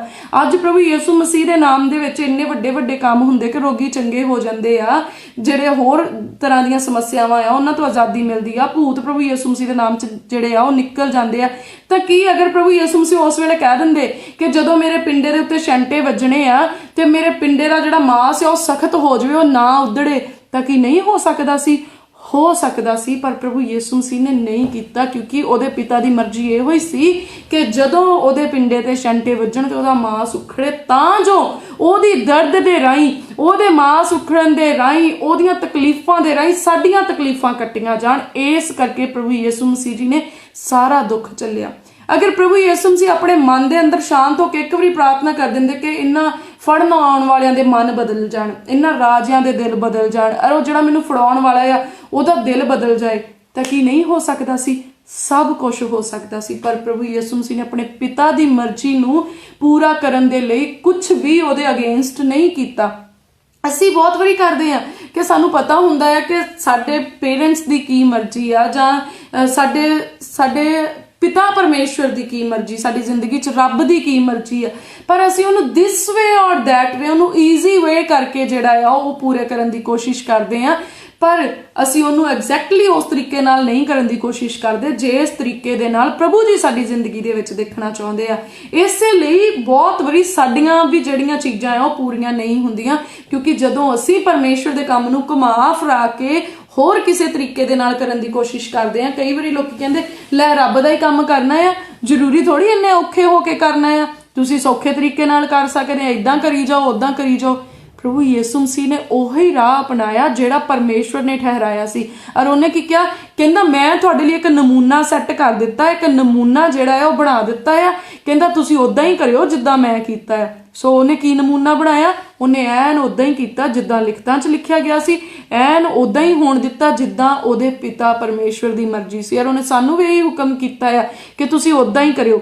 ਸੋ ਕਦੀ ਵੀ ਜੇ ਪਰਮੇਸ਼ਵਰ ਨੇ ਤੁਹਾਨੂੰ ਕੰਮ ਦਿੱਤਾ ਹੈ ਨਾ ਕਿ ਰਾਜਸਥਾਨ ਦੇ ਵਿੱਚ ਜਾ ਕੇ ਜਾਓ, ਉੱਥੇ ਗਰਮੀ ਆ ਤੇ ਉੱਥੇ ਜਾ ਕੇ ਪ੍ਰਚਾਰ ਕਰੋ, ਅਗਰ ਤੁਹਾਨੂੰ ਆਵਾਜ਼ ਆਈ ਆ ਔਰ ਤੁਸੀਂ ਸਿਆਣ ਲਈ ਆ ਉਹ ਆਵਾਜ਼, ਤਾਂ ਇਹ ਨਾ ਸੋਚੋ ਕਿ ਅੱਜ ਕੱਲ ਤਾਂ ਜਿਹੜਾ ਆ ਉਹ ਫੇਸਬੁੱਕ ਦਾ ਬੜਾ ਜ਼ਮਾਨਾ ਆ, ਸੋਸ਼ਲ ਸਾਈਟ ਦਾ ਬੜਾ ਜ਼ਮਾਨਾ ਆ, ਤੇ ਤੁਸੀਂ ਉੱਥੇ ਕਿਸੇ ਦੀ ਡਿਊਟੀ ਲਾ ਦਿਓ ਜਿਹੜਾ ਆਲਰੇਡੀ ਉੱਥੇ ਹੋਵੇ ਕਿ ਹਾਂਜੀ ਜੀ ਇੱਥੇ ਲਾਈਵ ਕਰ ਦਿਓ, ਮੈਂ ਘਰੋਂ ਬੈਠਾ ਪ੍ਰਚਾਰ ਕਰਾਂਗਾ। ਨਹੀਂ, ਪ੍ਰਭੂ ਯਿਸੂ ਮਸੀਹ ਨੇ ਮਾੜੀ ਵੀ ਤਬਦੀਲੀ ਨਹੀਂ ਕੀਤੀ ਆਪਣੇ ਪਿਤਾ ਦੀ ਮਰਜ਼ੀ ਵਿੱਚ, ਇਸ ਲਈ ਤੁਸੀਂ ਵੀ ਨਹੀਂ ਕਰ ਸਕਦੇ, ਅਸੀਂ ਵੀ ਨਹੀਂ ਕਰ ਸਕਦੇ। ਐਗਜ਼ੈਕਟਲੀ ਆਪਾਂ ਉਦਾਂ ਹੀ ਕਰਨਾ ਜਿੱਦਾਂ ਪਰਮੇਸ਼ਵਰ ਨੇ ਠਹਿਰਾਇਆ ਆ। ਸੋ ਅਸੀਂ ਇੱਕ ਇੱਕ ਵਰਸ ਚੋਂ, ਇੱਕ ਇੱਕ ਅੱਖਰ ਦੇ ਵਿੱਚੋਂ ਅਸੀਂ ਉਸ ਚੀਜ਼ ਨੂੰ ਸਮਝਣਾ ਆ ਕਿ ਸਾਡੇ ਲਈ ਇਹ ਵਚਨ ਅੱਜ ਕੀ ਬੋਲ ਰਿਹਾ ਆ, ਕਿਉਂਕਿ ਜੋ ਪ੍ਰਭੂ ਯਿਸੂ ਮਸੀਹ ਜੀ ਨੇ ਆਪਣੇ ਬਦਨ ਦੇ ਉੱਤੇ ਚੱਲਿਆ, ਉਹ ਚੱਲੇ ਨੂੰ ਕਈ 100 ਸਾਲ ਹੋ ਗਏ, ਸਗੋਂ ਹਜ਼ਾਰਾਂ ਸਾਲ ਹੋ ਗਏ, ਪਰ ਅੱਜ ਵੀ ਉਹ ਵਚਨ ਦੇ ਰਾਹੀਂ ਸਾਡੇ ਜੀਵਨ ਦੇ ਵਿੱਚ ਜਿੰਦਾ ਆ। ਅੱਜ ਵੀ ਉਹ ਚੀਜ਼ਾਂ ਨੂੰ ਸਾਡੇ ਜੀਵਨ ਦੇ ਵਿੱਚ ਦੇਖਣਾ ਚਾਹੁੰਦੇ। ਅਗਰ ਇਹ ਵਚਨ ਜਿਹੜੇ ਆ, ਆਪਾਂ ਕਹੀਏ ਕਿ ਪ੍ਰਭੂ ਯਿਸੂ ਮਸੀਹ ਦਾ ਕਦੋਂ ਦੇ ਕੁਰਬਾਨ ਹੋ ਗਏ, ਬਾਰ-ਬਾਰ ਕਿਉਂ ਅਸੀਂ ਇਸ ਵਚਨ ਨੂੰ ਪੜ੍ਹਦੇ ਹਾਂ? ਅਗਰ ਅਸੀਂ ਇਸ ਵਚਨ ਨੂੰ ਬਾਰ-ਬਾਰ ਨਹੀਂ ਪੜ੍ਹਦੇ ਤਾਂ ਫਿਰ ਬਰਕਤਾਂ ਦੇ ਵਚਨਾਂ ਨੂੰ ਕਿਉਂ ਬਾਰ-ਬਾਰ ਪੜ੍ਹਦੇ ਹੋ? ਉਹ ਵੀ ਤਾਂ ਫਿਨਿਸ਼ ਹੋ ਗਏ, ਉਹ ਵੀ ਪ੍ਰੋਮਿਸ ਕਹਿ ਦੋ ਕਿ ਫਿਨਿਸ਼ ਹੋ ਗਏ। ਅਗਰ ਤੁਸੀਂ ਇਹ ਸੋਚਦੇ ਹੋ ਕਿ ਉਹਦੇ ਪ੍ਰੋਮਿਸ ਜਿੰਦਾ ਆ, ਤਾਂ ਫਿਰ ਸਮਝੋ ਕਿ ਅੱਜ ਉਹਦੇ ਬਦਨ ਦੇ ਉੱਤੇ ਜਿਹੜੇ ਨਿਸ਼ਾਨ ਆ ਨਾ, ਅੱਜ ਵੀ ਉਹ ਜਿੰਦਾ ਆ, ਕਿਉਂਕਿ ਉਹਦੇ ਹੀ ਮਾਰ ਖਾਣ ਦੇ ਵਸੀਲੇ ਅਸੀਂ ਨਰੋਏ ਕੀਤੇ ਗਏ ਆ। ਹਾਲੇਲੂਇਆ। ਸੋ ਲਿਖਿਆ, ਕਹਿੰਦਾ ਇਹ ਗੱਲਾਂ ਕਹਿ ਕੇ ਯਿਸੂ ਆਤਮਾ ਵਿੱਚ ਘਬਰਾਉਣ ਲੱਗਾ ਅਤੇ ਸਾਖੀ ਦੇ ਕੇ ਬੋਲਿਆ, ਮੈਂ ਤੁਹਾਨੂੰ ਸੱਚ-ਸੱਚ ਆਖਦਾ ਹਾਂ, ਜੋ ਤੁਹਾਡੇ ਵਿੱਚੋਂ ਇੱਕ ਮੈਨੂੰ ਫੜਾਏਗਾ। ਸੋ ਕਲੀਅਰ ਕਰ ਦਿੱਤਾ ਪ੍ਰਭੂ ਯਿਸੂ ਮਸੀਹ ਨੇ, ਕਹਿੰਦਾ ਮੈਂ ਤੁਹਾਨੂੰ ਸੱਚ-ਸੱਚ ਕਹਿਣਾ ਆ ਕਿ ਤੁਹਾਡੇ ਵਿੱਚੋਂ ਇੱਕ ਜਿਹੜਾ ਆ ਉਹ ਮੈਨੂੰ ਫੜਵਾਏਗਾ। ਚੇਲੇ ਇਸ ਭਰਮ ਵਿੱਚ ਪੈ ਕੇ ਜੋ ਉਸਨੇ ਇਹ ਗੱਲਾਂ ਕਿਹਦੇ ਵਿਖੇ ਆਖੀਆਂ, ਇੱਕ ਦੂਏ ਦੀ ਵੱਲ ਵੇਖਣ ਲੱਗੇ। ਉਹ ਹੈਰਾਨ ਹੋ ਕੇ ਇੱਕ ਦੂਏ ਵੱਲ ਨੂੰ ਵੇਖਣ ਲੱਗੇ ਵੀ ਕਿਹਦੇ ਲਈ ਪ੍ਰਭੂ ਨੇ ਇਹ ਗੱਲ ਕਹਿ ਦਿੱਤੀ ਆ, ਕੌਣ ਫੜਾਊਗਾ? ਕਿਉਂਕਿ ਫਰਜ਼ ਕਰੋ ਕਿ ਆਪਾਂ 10 ਬੰਦਿਆਂ ਦੀ ਟੋਲੀ ਆ, ਮੇਰੇ ਮਨ ਵਿੱਚ ਵੀ ਉਹ ਗੱਲ ਨਾ ਹੋਵੇ, ਤੁਹਾਡੇ ਮਨ 'ਚ ਵੀ ਉਹ ਗੱਲ ਨਾ ਹੋਵੇ, ਪਰ ਇੱਕ ਜਣੇ ਦੇ ਮਨ ਦੇ ਵਿੱਚ ਹੋਵੇ, 9 ਜਣਿਆਂ ਦੇ ਨਾ ਹੋਵੇ, ਤਾਂ ਉਹਨਾਂ 9 ਨੇ ਹੈਰਾਨੀ ਦੇ ਨਾਲ ਇੱਕ ਦੂਜੇ ਵੱਲ ਨੂੰ ਦੇਖਣਾ, ਤੇ ਉਹ ਜਿਹੜਾ 10ਵਾਂ ਆ ਜਿਹਦੇ ਮਨ 'ਚ ਆ ਉਹਨੇ ਵੀ ਰਿਐਕਟ ਕਰਨਾ ਆ ਉੱਦਾਂ ਹੀ ਦੇਖਣ ਨੂੰ, ਵੀ ਕਿਤੇ ਇਹਨਾਂ ਨੂੰ ਜੱਜ ਨਾ ਹੋ ਜਾਏ ਵੀ ਉਹ ਬੰਦਾ ਮੈਂ। ਪਰ ਪਰਮੇਸ਼ਵਰ ਦੇ ਪੁੱਤਰ ਪ੍ਰਭੂ ਯਿਸੂ ਮਸੀਹ ਨੂੰ, ਸਾਡੇ ਮੁਕਤੀਦਾਤਾ ਨੂੰ ਆਲਰੇਡੀ ਪਤਾ ਸੀ ਕਿੰਨੇ ਉਹਨੂੰ ਫੜਾਉਣਾ ਆ।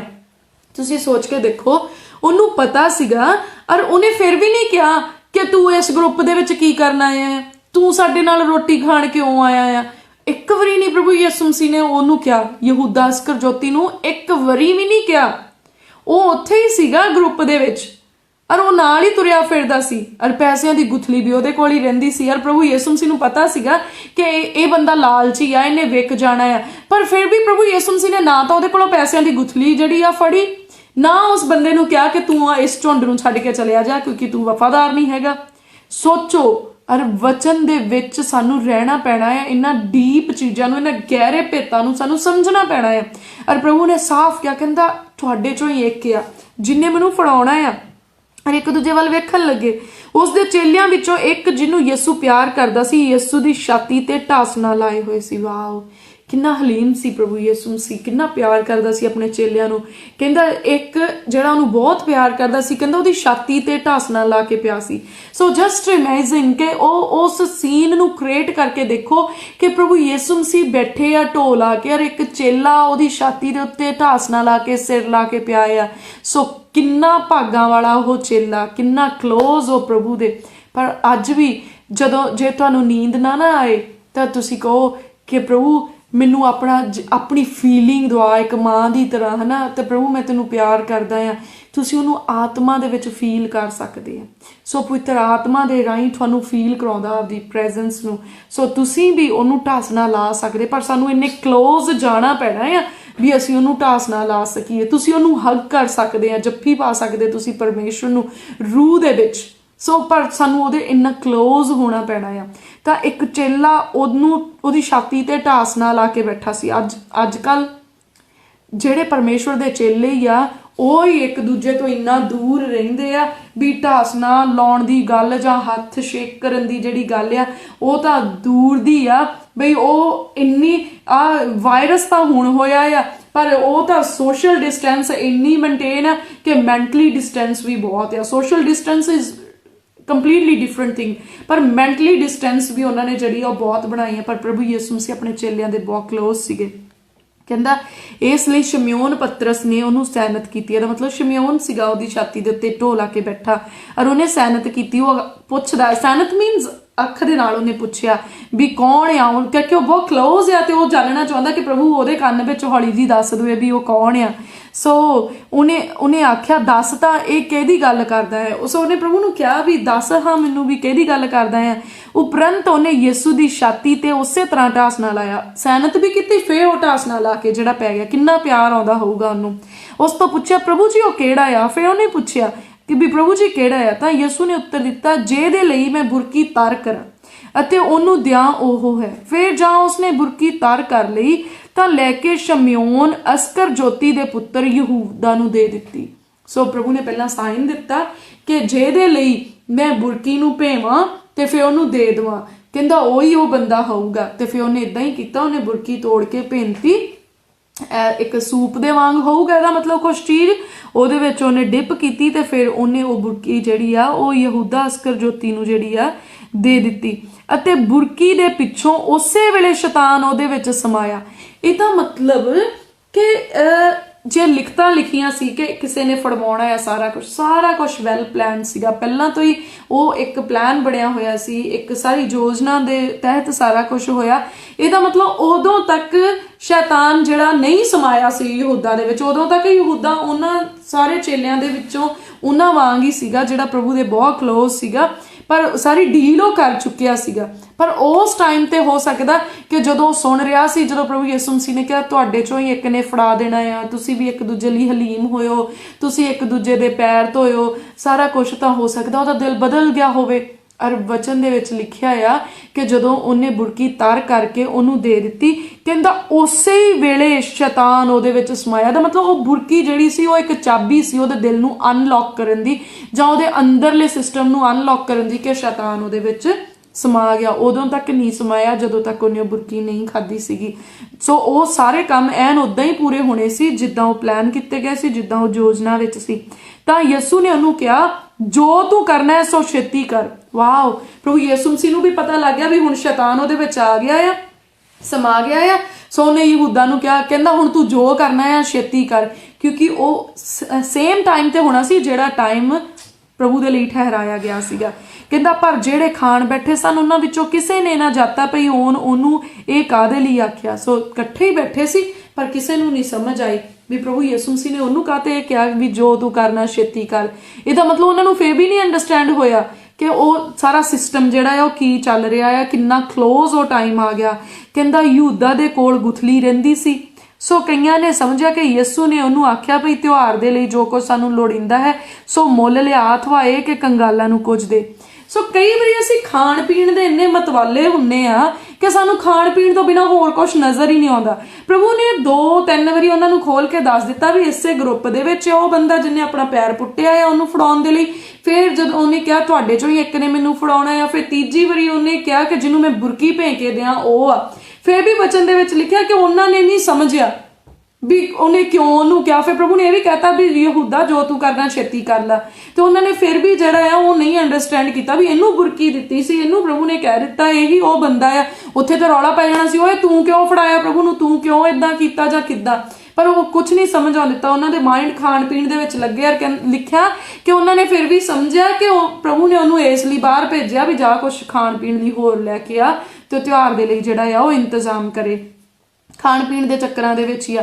ਕਈ ਵਾਰੀ ਆਪਾਂ ਵੀ ਇਦਾਂ ਹੀ ਕਰਦੇ ਆ, ਆਪਣੇ ਲਈ ਬਹੁਤ ਕੁਝ ਖਾਸ ਚੀਜ਼ਾਂ ਜਿਹੜੀਆਂ ਆ ਉਹ ਦੱਸੀਆਂ ਜਾ ਰਹੀਆਂ ਹੁੰਦੀਆਂ ਪਰਮੇਸ਼ਵਰ ਵੱਲੋਂ, ਪਰ ਸਾਡਾ ਧਿਆਨ ਜਿਹੜਾ ਆ ਉਹ ਸਿਰਫ ਚੀਜ਼ਾਂ ਦੇ ਵਿੱਚ ਹੀ ਸੀਮਤ ਹੁੰਦਾ। ਖਾਣ ਪੀਣ ਦੀਆਂ ਚੀਜ਼ਾਂ ਲਾ ਲਓ ਜਾਂ ਸੁੱਖ ਆਰਾਮ ਦੀਆਂ ਚੀਜ਼ਾਂ ਦੇ ਵਿੱਚ ਹੁੰਦਾ। ਅਸੀਂ ਉਸ ਖਾਸ ਚੀਜ਼ ਨੂੰ ਜਿਹੜੀ ਸਾਡੇ ਉੱਤੇ ਭੇਤ ਪ੍ਰਗਟ ਕੀਤਾ ਜਾ ਰਿਹਾ ਹੁੰਦਾ ਉਹਨੂੰ ਅਸੀਂ ਸਮਝਣ ਦੇ ਯੋਗ ਹੀ ਨਹੀਂ ਬਣ ਪਾਉਂਦੇ।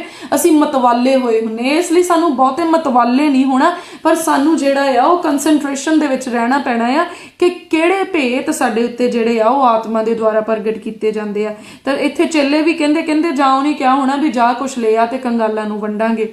ਸੋ ਤਾਂ ਉਹ ਬੁਰਕੀ ਲੈ ਕੇ ਝੱਟ ਬਾਹਰ ਨਿਕਲ ਗਿਆ। ਸੋ ਯਹੂਦਾ ਨੇ ਬੁਰਕੀ ਲਈ ਤੇ ਉਹ ਫਟਾਫਟ ਬਾਹਰ ਨਿਕਲ ਗਿਆ।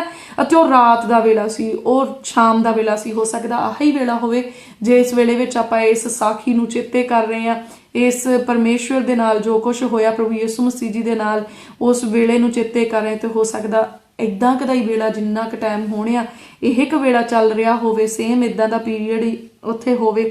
ਫਿਰ ਜਦੋਂ ਬਾਹਰ ਨਿਕਲ ਕੇ ਗਿਆ ਤਾਂ ਯਿਸੂ ਨੇ ਆਖਿਆ ਕਿ ਹੁਣ ਮਨੁੱਖ ਦੇ ਪੁੱਤਰ ਦੀ ਵਡਿਆਈ ਔਰ ਉਹਦੇ ਵਿੱਚ ਪਰਮੇਸ਼ਵਰ ਦੀ ਵਡਿਆਈ ਕੀਤੀ ਜਾਂਦੀ। ਜਦੋਂ ਬਾਹਰ ਚਲੇ ਗਿਆ ਪ੍ਰਭੂ ਯਿਸੂ ਮਸੀਹ ਨੇ ਕਿਹਾ ਹੁਣ ਮਨੁੱਖ ਦੇ ਪੁੱਤਰ ਵਿੱਚ, ਕਿਉਂਕਿ ਉਹ ਮਨੁੱਖ ਦਾ ਪੁੱਤਰ ਬਣ ਕੇ ਜਿਹੜਾ ਆ ਮਨੁੱਖਤਾ ਦੇ ਸਰੂਪ ਦੇ ਵਿੱਚ ਪ੍ਰਭੂ ਯਿਸੂ ਮਸੀਹ ਧਰਤੀ ਤੇ ਆਏ ਤੇ ਉਹਨਾਂ ਨੇ ਕਿਹਾ ਹੁਣ ਪਰਮੇਸ਼ਵਰ ਦੀ ਵਡਿਆਈ ਮਨੁੱਖ ਦੇ ਪੁੱਤਰ ਦੇ ਵਿੱਚ ਜਿਹੜੀ ਕੀਤੀ ਜਾਂਦੀ ਆ।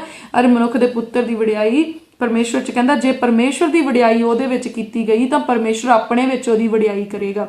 ਕਹਿੰਦਾ ਜੇ ਮਨੁੱਖ ਦੇ ਪੁੱਤਰ ਦੇ ਵਿੱਚ ਪਰਮੇਸ਼ਵਰ ਦੀ ਵਡਿਆਈ ਕੀਤੀ ਜਾਵੇ ਤਾਂ ਪਰਮੇਸ਼ਵਰ ਵੀ ਮਨੁੱਖ ਦੇ ਪੁੱਤਰ ਦੀ ਵਡਿਆਈ ਕਰੇਗਾ। ਸੋ ਜੇ ਅਸੀਂ ਪਰਮੇਸ਼ਵਰ ਦੀ ਮਰਜ਼ੀ ਨੂੰ ਜਾਣੀਏ ਤਾਂ ਪਰਮੇਸ਼ਵਰ ਵੀ ਸਾਡੀ ਇੱਛਾ ਨੂੰ ਸਮਝਦੇ ਆ। ਜੇ ਅਸੀਂ ਪਰਮੇਸ਼ਵਰ ਦੀ ਮਹਿਮਾ ਕਰੀਏ ਤਾਂ ਸ਼ਰਮਿੰਦੇ ਸਾਨੂੰ ਵੀ ਪ੍ਰਭੂ ਜੀ ਨਹੀਂ ਹੋਣ ਦਿੰਦੇ। ਇਸੇ ਹੀ ਤਰ੍ਹਾਂ ਪ੍ਰਭੂ ਯਿਸੂ ਮਸੀਹ ਨੇ ਕਿਹਾ ਕਿ ਜੇ ਕਹਿੰਦਾ ਹੁਣ ਜਿਹੜੀ ਆ ਉਹ ਮਨੁੱਖ ਦੇ ਪੁੱਤਰ ਵਿੱਚ ਪਰਮੇਸ਼ਵਰ ਦੀ ਵਡਿਆਈ ਹੋਣੀ, ਕਿਉਂਕਿ ਪਰਮੇਸ਼ਵਰ ਦੀ ਜੋ ਮਰਜ਼ੀ ਆ ਉਹ ਪੂਰੀ ਹੋਣੀ ਆ ਪ੍ਰਭੂ ਯਿਸੂ ਮਸੀਹ ਦੇ ਜੀਵਨ ਵਿੱਚ। ਤਾਂ ਕਹਿੰਦਾ ਜੇ ਪਰਮੇਸ਼ਵਰ ਦੀ ਵਡਿਆਈ ਉਹਦੇ ਵਿੱਚ ਕੀਤੀ ਗਈ ਤਾਂ ਪਰਮੇਸ਼ਵਰ ਆਪਣੇ ਵਿੱਚ ਉਹਦੀ ਵਡਿਆਈ ਕਰੇਗਾ। ਸਗੋਂ ਹੁਣ ਉਹਦੀ ਵਡਿਆਈ ਕਰੇਗਾ।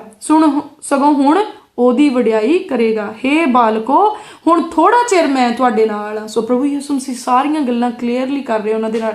ਕਹਿੰਦੇ ਹੁਣ ਥੋੜਾ ਹੀ ਚਿਰ ਮੈਂ ਤੁਹਾਡੇ ਨਾਲ ਆ, ਤੁਸੀਂ ਮੈਨੂੰ ਭਾਲੋਗੇ ਅਤੇ ਜਿਸ ਤਰ੍ਹਾਂ ਮੈਂ ਯਹੂਦੀਆਂ ਨੂੰ ਕਿਹਾ ਸੀ ਕਿ ਜਿੱਥੇ ਮੈਂ ਜਾਂਦਾ ਤੁਸੀਂ ਨਹੀਂ ਆ ਸਕਦੇ, ਉਸੇ ਤਰ੍ਹਾਂ ਹੁਣ ਮੈਂ ਤੁਹਾਨੂੰ ਵੀ ਆਖਦਾ ਆ। ਕਹਿੰਦਾ ਹੁਣ ਕੀ ਆ, ਥੋੜਾ ਜਿਹਾ ਹੀ ਟਾਈਮ ਰਹਿ ਗਿਆ ਕਿ ਮੈਂ ਤੁਹਾਡੇ ਨਾਲ ਆ। ਕਹਿੰਦਾ ਜਿੱਦਾਂ ਤੁਸੀਂ ਮੈਨੂੰ ਭਾਲੋਗੇ ਪਰ ਪਾਓਗੇ ਨਹੀਂ। ਸੋ ਜਿੱਦਾਂ ਉਹ ਕਹਿੰਦਾ ਕਿ ਯਹੂਦੀਆਂ ਨੂੰ ਜਿਹੜਾ ਆ ਉਹ ਮੈਂ ਕਿਹਾ ਸੀਗਾ ਕਿ ਜਿੱਥੇ ਮੈਂ ਜਾਣਾ ਤੁਸੀਂ ਨਹੀਂ ਆ ਸਕਦੇ, ਹੁਣ ਉਹ ਟਾਈਮ ਆਉਣ ਵਾਲਾ ਆ ਕਿ ਜਿੱਥੇ ਮੈਂ ਜਾਣਾ ਆ ਉੱਥੇ ਤੁਸੀਂ ਨਹੀਂ ਆ ਸਕਦੇ। ਉਹ ਆਪਣੇ ਚੇਲਿਆਂ ਨੂੰ ਕਹਿੰਦਾ ਉੱਥੇ ਹੁਣ ਤੁਸੀਂ ਵੀ ਨਹੀਂ ਆ ਸਕਦੇ। ਕਹਿੰਦਾ ਹੁਣ ਕੀ ਆ, ਮੈਂ ਤੁਹਾਨੂੰ ਨਵਾਂ ਹੁਕਮ ਦਿੰਦਾ ਆ। ਸੋ ਉਸ ਵੇਲੇ ਪਰਮੇਸ਼ਵਰ ਨੇ ਨਵਾਂ ਹੁਕਮ ਦਿੱਤਾ ਸਾਨੂੰ। ਇਹਦਾ ਮਤਲਬ ਪਹਿਲਾਂ ਇਹ ਹੁਕਮ ਲਾਜ਼ਮੀ ਨਹੀਂ ਸੀਗਾ, ਪਰ ਹੁਣ ਵਚਨ ਦੱਸਦਾ ਮੈਂ ਤੁਹਾਨੂੰ, ਪ੍ਰਭੂ ਯਿਸੂ ਮਸੀਹ ਨੇ ਕਿਹਾ ਮੈਂ ਤੁਹਾਨੂੰ ਨਵਾਂ ਹੁਕਮ ਦਿੰਦਾ ਹਾਂ, ਇੱਕ ਦੂਏ ਨੂੰ ਪਿਆਰ ਕਰੋ। ਅਰਥਾਤ ਜਿਵੇਂ ਮੈਂ ਤੁਹਾਨੂੰ ਪਿਆਰ ਕੀਤਾ ਤਿਵੇਂ ਤੁਸੀਂ ਇੱਕ ਦੂਏ ਨੂੰ ਪਿਆਰ ਕਰੋ। ਜੇ ਤੁਸੀਂ ਆਪੋ ਵਿੱਚ ਪ੍ਰੇਮ ਰੱਖੋ ਤਾਂ ਇਸੇ ਤੋਂ ਸਭ ਜਾਣਨਗੇ ਭਈ ਤੁਸੀਂ ਮੇਰੇ ਚੇਲੇ ਹੋ। ਸੋ ਅੱਜ ਆਪਾਂ ਇੱਥੋਂ ਤੱਕ ਹੀ ਪੜ੍ਹਨਾ ਹੈ। ਸੋ ਜਦੋਂ ਉਹ ਘੜੀ ਆਣ ਪੁੱਜੀ ਔਰ ਸਾਰੀਆਂ ਗੱਲਾਂ ਬਾਤਾਂ ਚੇਲਿਆਂ ਦੇ ਨਾਲ ਹੋ ਗਈਆਂ ਤਾਂ ਵਚਨ ਦੇ ਵਿੱਚ ਲਿਖਿਆ ਪ੍ਰਭੂ ਯਿਸੂ ਮਸੀਹ ਜੀ ਨੇ ਕਿਹਾ ਮੈਂ ਤੁਹਾਨੂੰ ਨਵਾਂ ਹੁਕਮ ਦਿੰਦਾ ਹੈ। ਉਹ ਨਵਾਂ ਹੁਕਮ ਕੀ ਸੀਗਾ? ਕਹਿੰਦਾ ਆਪਸ ਦੇ ਵਿੱਚ ਪਿਆਰ ਕਰੋ, ਇੱਕ ਦੂਏ ਨੂੰ ਪਿਆਰ ਕਰੋ। ਜੇ ਤੁਸੀਂ ਆਪੋ ਵਿੱਚ ਪ੍ਰੇਮ ਰੱਖੋ ਤਾਂ ਇਸ ਤੋਂ ਸਭ ਜਾਣਨਗੇ ਭਈ ਤੁਸੀਂ ਮੇਰੇ ਚੇਲੇ ਹੋ। ਜੇ ਆਪਾਂ ਆਪਸ ਵਿੱਚ ਪ੍ਰੇਮ ਨਹੀਂ ਰੱਖਦੇ ਫਿਰ ਆਪਾਂ ਜਿਹੜੇ ਅਜੇ ਆਪਾਂ ਕਹੀਏ ਆਪਾਂ ਪ੍ਰਭੂ ਯਿਸੂ ਮਸੀਹ ਦੇ ਚੇਲੇ ਦਾ ਮਤਲਬ ਆਪਾਂ ਚੇਲੇ ਨਹੀਂ ਆ। ਅੱਜ ਕੱਲ ਬਹੁਤ ਸਾਰੀਆਂ ਡਿਨੋਮੀਨੇਸ਼ਨਸ ਆ, ਬਹੁਤ ਸਾਰੀਆਂ ਮਿਨਿਸਟਰੀਜ਼ ਆ, ਬਹੁਤ ਸਾਰੇ ਪਾਸਟਰਸ ਆ, ਬਹੁਤ ਸਾਰੇ ਅਪੋਸਟਲਸ ਆ, ਪਿਆਰ ਨਹੀਂ ਹੈਗਾ ਆਪਸ ਵਿੱਚ। ਫਿਰ ਜਦੋਂ ਅਸੀਂ ਲੋਕਾਂ ਨੂੰ ਕਹਿੰਦੇ ਆ ਅਸੀਂ ਤਾਂ ਪ੍ਰਭੂ ਯਿਸੂ ਮਸੀਹ ਦੇ ਚੇਲੇ, ਉਹ ਕਹਿੰਦੇ ਦੀਂਦਾ ਹੀ ਆ ਕਿੰਨੇ ਕੁ ਤੁਸੀਂ ਪ੍ਰਭੂ ਦੇ ਚੇਲੇ ਆ, ਉਹ ਤਾਂ ਤੁਹਾਨੂੰ ਕਹਿ ਕੇ ਗਿਆ ਸੀ ਇੱਕ ਦੂਜੇ ਨਾਲ ਪਿਆਰ ਕਰੋ, ਤੁਸੀਂ ਤਾਂ ਇੱਕ ਦੂਜੇ ਨੂੰ ਵੱਢ ਖਾਣ ਨੂੰ ਪੈਂਦੇ ਆ। ਸੋ ਸਾਨੂੰ ਸਮਝਣ ਦੀ ਜ਼ਰੂਰਤ ਆ, ਚਾਹੇ ਅਸੀਂ ਇੱਕ ਹੀ ਕਲੀਸਿਆ ਦੇ ਮੈਂਬਰ ਆ ਤਾਂ ਵੀ ਅਸੀਂ ਆਪਸ ਵਿੱਚ ਪਿਆਰ ਰੱਖਣਾ ਆ। ਜੇ ਅਸੀਂ 2 ਕਲੀਸਿਆ ਦੇ ਮੈਂਬਰ ਆ ਅਸੀਂ ਇੱਕ ਦੂਜੇ ਦੇ ਨਾਲ ਪਿਆਰ ਰੱਖਣਾ ਆ। ਜੇ ਅਸੀਂ 4 ਕਲੀਸਿਆ ਦੇ ਮੈਂਬਰ ਆ ਤਾਂ ਵੀ ਅਸੀਂ ਇੱਕ ਦੂਜੇ ਨਾਲ ਪਿਆਰ ਰੱਖਣਾ, ਕਿਉਂਕਿ ਸਾਡਾ ਗੁਰੂ ਪ੍ਰਭੂ ਯਿਸੂ ਮਸੀਹ ਆ ਤੇ ਅਸੀਂ ਉਹਦੇ ਚੇਲੇ ਆ। ਭਾਵੇਂ ਅਸੀਂ ਜਲੰਧਰ ਤੋਂ ਆ, ਕਪੂਰਥਲੇ ਤੋਂ ਆ, ਗੁਰਦਾਸਪੁਰ ਤੋਂ ਆ, ਹੁਸ਼ਿਆਰਪੁਰ ਤੋਂ ਆ, ਦਿੱਲੀ ਤੋਂ ਆ, ਦੱਖਣ ਤੋਂ ਆ, ਜਾਂ ਅਸੀਂ ਕਿਸੇ ਵੀ ਵੈਸਟਰਨ ਕੰਟਰੀ ਤੋਂ ਜਾਂ ਏਸ਼ੀਅਨ ਕੰਟਰੀ ਤੋਂ ਕਿਉਂ ਨਾ ਹੋਈਏ, ਪਰ ਅਗਰ ਅਸੀਂ ਇਹ ਕਹਿੰਦੇ ਆ ਕਿ ਅਸੀਂ ਪ੍ਰਭੂ ਯਿਸੂ ਮਸੀਹ ਨੂੰ ਮੰਨਣ ਵਾਲੇ ਲੋਕ ਆ ਤਾਂ ਫਿਰ ਸਾਨੂੰ ਆਪਸ ਵਿੱਚ ਪਿਆਰ ਰੱਖਣ ਦੀ ਜ਼ਰੂਰਤ ਆ। ਇਸ ਲਈ ਸਾਨੂੰ ਕਦੀ ਵੀ ਇਹ ਨਹੀਂ ਸਮਝਣ ਦੀ ਜ਼ਰੂਰਤ ਕਿ ਇਹ ਮੇਰੀ ਚਰਚ ਆ, ਇਹ ਮੇਰਾ ਕੰਮ ਆ। ਨਹੀਂ, ਇਹ ਮੇਰੇ ਪਰਮੇਸ਼ਵਰ ਦੀ ਕਲੀਸਿਆ ਆ, ਜਿਹਦੇ ਵਿੱਚ ਪਰਮੇਸ਼ਵਰ ਨੇ ਮੈਨੂੰ ਕੰਮ ਦਿੱਤਾ ਯਾਰ, ਮੈਂ ਵਫਾਦਾਰੀ ਦੇ ਨਾਲ ਆਪਣਾ ਕੰਮ ਕਰਨਾ ਹੈ। ਸੋ ਚਾਹੇ ਤੁਸੀਂ ਵਲੰਟੀਅਰ ਆ, ਚਾਹੇ ਤੁਸੀਂ ਬਲੀਵਰ ਆ, ਸਾਨੂੰ ਇੱਕ ਦੂਜੇ ਦੇ ਨਾਲ ਪਿਆਰ ਕਰਨ ਦੀ ਜ਼ਰੂਰਤ ਆ, ਤਾਂ ਲੋਕੀ ਜਾਣਨਗੇ ਕਿ ਅਸੀਂ ਪ੍ਰਭੂ ਯਿਸੂ ਮਸੀਹ ਦੇ ਚੇਲੇ ਆ। ਸਿਰਫ ਇਹ ਉਹਨਾਂ ਨਾਲ ਹੀ ਨਹੀਂ ਪਿਆਰ ਕਰਨਾ ਜਿਹੜੇ ਮਸੀਹ ਲੋਕ ਆ, ਪਰ ਉਹਨਾਂ ਨਾਲ ਵੀ ਕਰਨਾ ਆ ਜਿਹੜੇ ਗੈਰ ਮਸੀਹੀ ਆ। ਜੇ ਅਸੀਂ ਗੈਰ ਮਸੀਹੀ ਲੋਕਾਂ ਦੇ ਨਾਲ ਪਿਆਰ ਕਰਾਂਗੇ ਤਾਂ ਹੀ ਤਾਂ ਸਾਡੇ ਪਰਮੇਸ਼ਵਰ ਦੇ ਪਿਆਰ ਨੂੰ ਸਮਝਣਗੇ, ਤਾਂ ਹੀ ਤਾਂ ਉਹਨਾਂ ਦੇ ਉੱਤੇ ਪ੍ਰਗਟ ਹੋਊਗਾ ਕਿ ਸਾਡੇ ਪ੍ਰਭੂ ਨੇ ਸਾਨੂੰ ਕਿੰਨੀਆਂ ਵਧੀਆ ਚੀਜ਼ਾਂ ਸਿਖਾਈਆਂ। ਪਰ ਜੇ ਅਸੀਂ ਕ੍ਰਿਸਚਨਾਂ ਨੂੰ ਜਿਹੜਾ ਆ ਉਹ ਪਿਆਰ ਕਰੀ ਜਾਣ ਪਰ ਦੂਜਿਆਂ ਨੂੰ ਅਸੀਂ ਪਿਆਰ ਨਾ ਕਰੀਏ ਤੇ ਫਿਰ ਉਹਨਾਂ ਲੋਕਾਂ ਨੇ ਕਹਿਣਾ ਤੁਸੀਂ ਤਾਂ ਮਤਲਬ ਪ੍ਰਸਤ ਲੋਕ ਆ, ਤੁਸੀਂ ਤੇ ਇੱਕ ਆਪਣਾ ਵੱਖਰਾ ਹੀ ਜਿਹੜਾ ਸਾਰਾ ਕੁਛ ਆ ਉਹ ਕਰਕੇ ਬੈਠੇ ਆ, ਤੁਹਾਨੂੰ ਕੋਈ ਜਿਹੜਾ ਆ ਉਹ, ਜੇ ਅਸੀਂ ਉਹਨਾਂ ਨਾਲ ਪਿਆਰ ਨਹੀਂ ਕਰਾਂਗੇ ਫਿਰ ਉਹ ਸਾਡੇ ਪਰਮੇਸ਼ਵਰ ਦੀ ਮਹਿਮਾ ਨੂੰ ਨਹੀਂ ਸਮਝ ਸਕਣਗੇ। ਇਸ ਲਈ ਸਾਨੂੰ ਹਰ ਕਿਸੇ ਦੇ ਨਾਲ ਪਿਆਰ ਦੇ ਵਿੱਚ ਚੱਲਣ ਦੀ ਜ਼ਰੂਰਤ ਆ। ਸਤਸੰਗ ਦਾ ਸਮਾਂ ਹਰ ਐਤਵਾਰ ਅਤੇ ਹਰ ਵੀਰਵਾਰ ਸਵੇਰੇ 10 ਵਜੇ ਤੋਂ 2 ਵਜੇ ਤੱਕ। ਪ੍ਰਾਰਥਨਾ ਕਰਵਾਉਣ ਅਤੇ ਹੋਰ ਜਾਣਕਾਰੀ ਲਈ ਤੁਸੀਂ ਸਾਡੇ ਇਸ ਨੰਬਰ ਤੇ ਸੰਪਰਕ ਕਰ ਸਕਦੇ ਹੋ 018 22 516 777। ਹੋਰ ਵੀਡੀਓਜ਼ ਦੇਖਣ ਦੇ ਲਈ ਹੁਣੇ ਸਬਸਕ੍ਰਾਈਬ ਕਰੋ ਸਾਡਾ YouTube ਚੈਨਲ ਪਾਸਟਰ ਦਿਓਲ ਖੋਜੇਵਾਲਾ। ਹਰ ਸਮੇਂ ਪਰਮੇਸ਼ਵਰ ਦੇ ਵਚਨ ਦਾ ਆਨੰਦ ਲੈਣ ਦੇ ਲਈ ਫੋਲੋ ਕਰੋ ਸਾਡਾ Facebook page pastor Deol Khojewala Jesus healing ministry.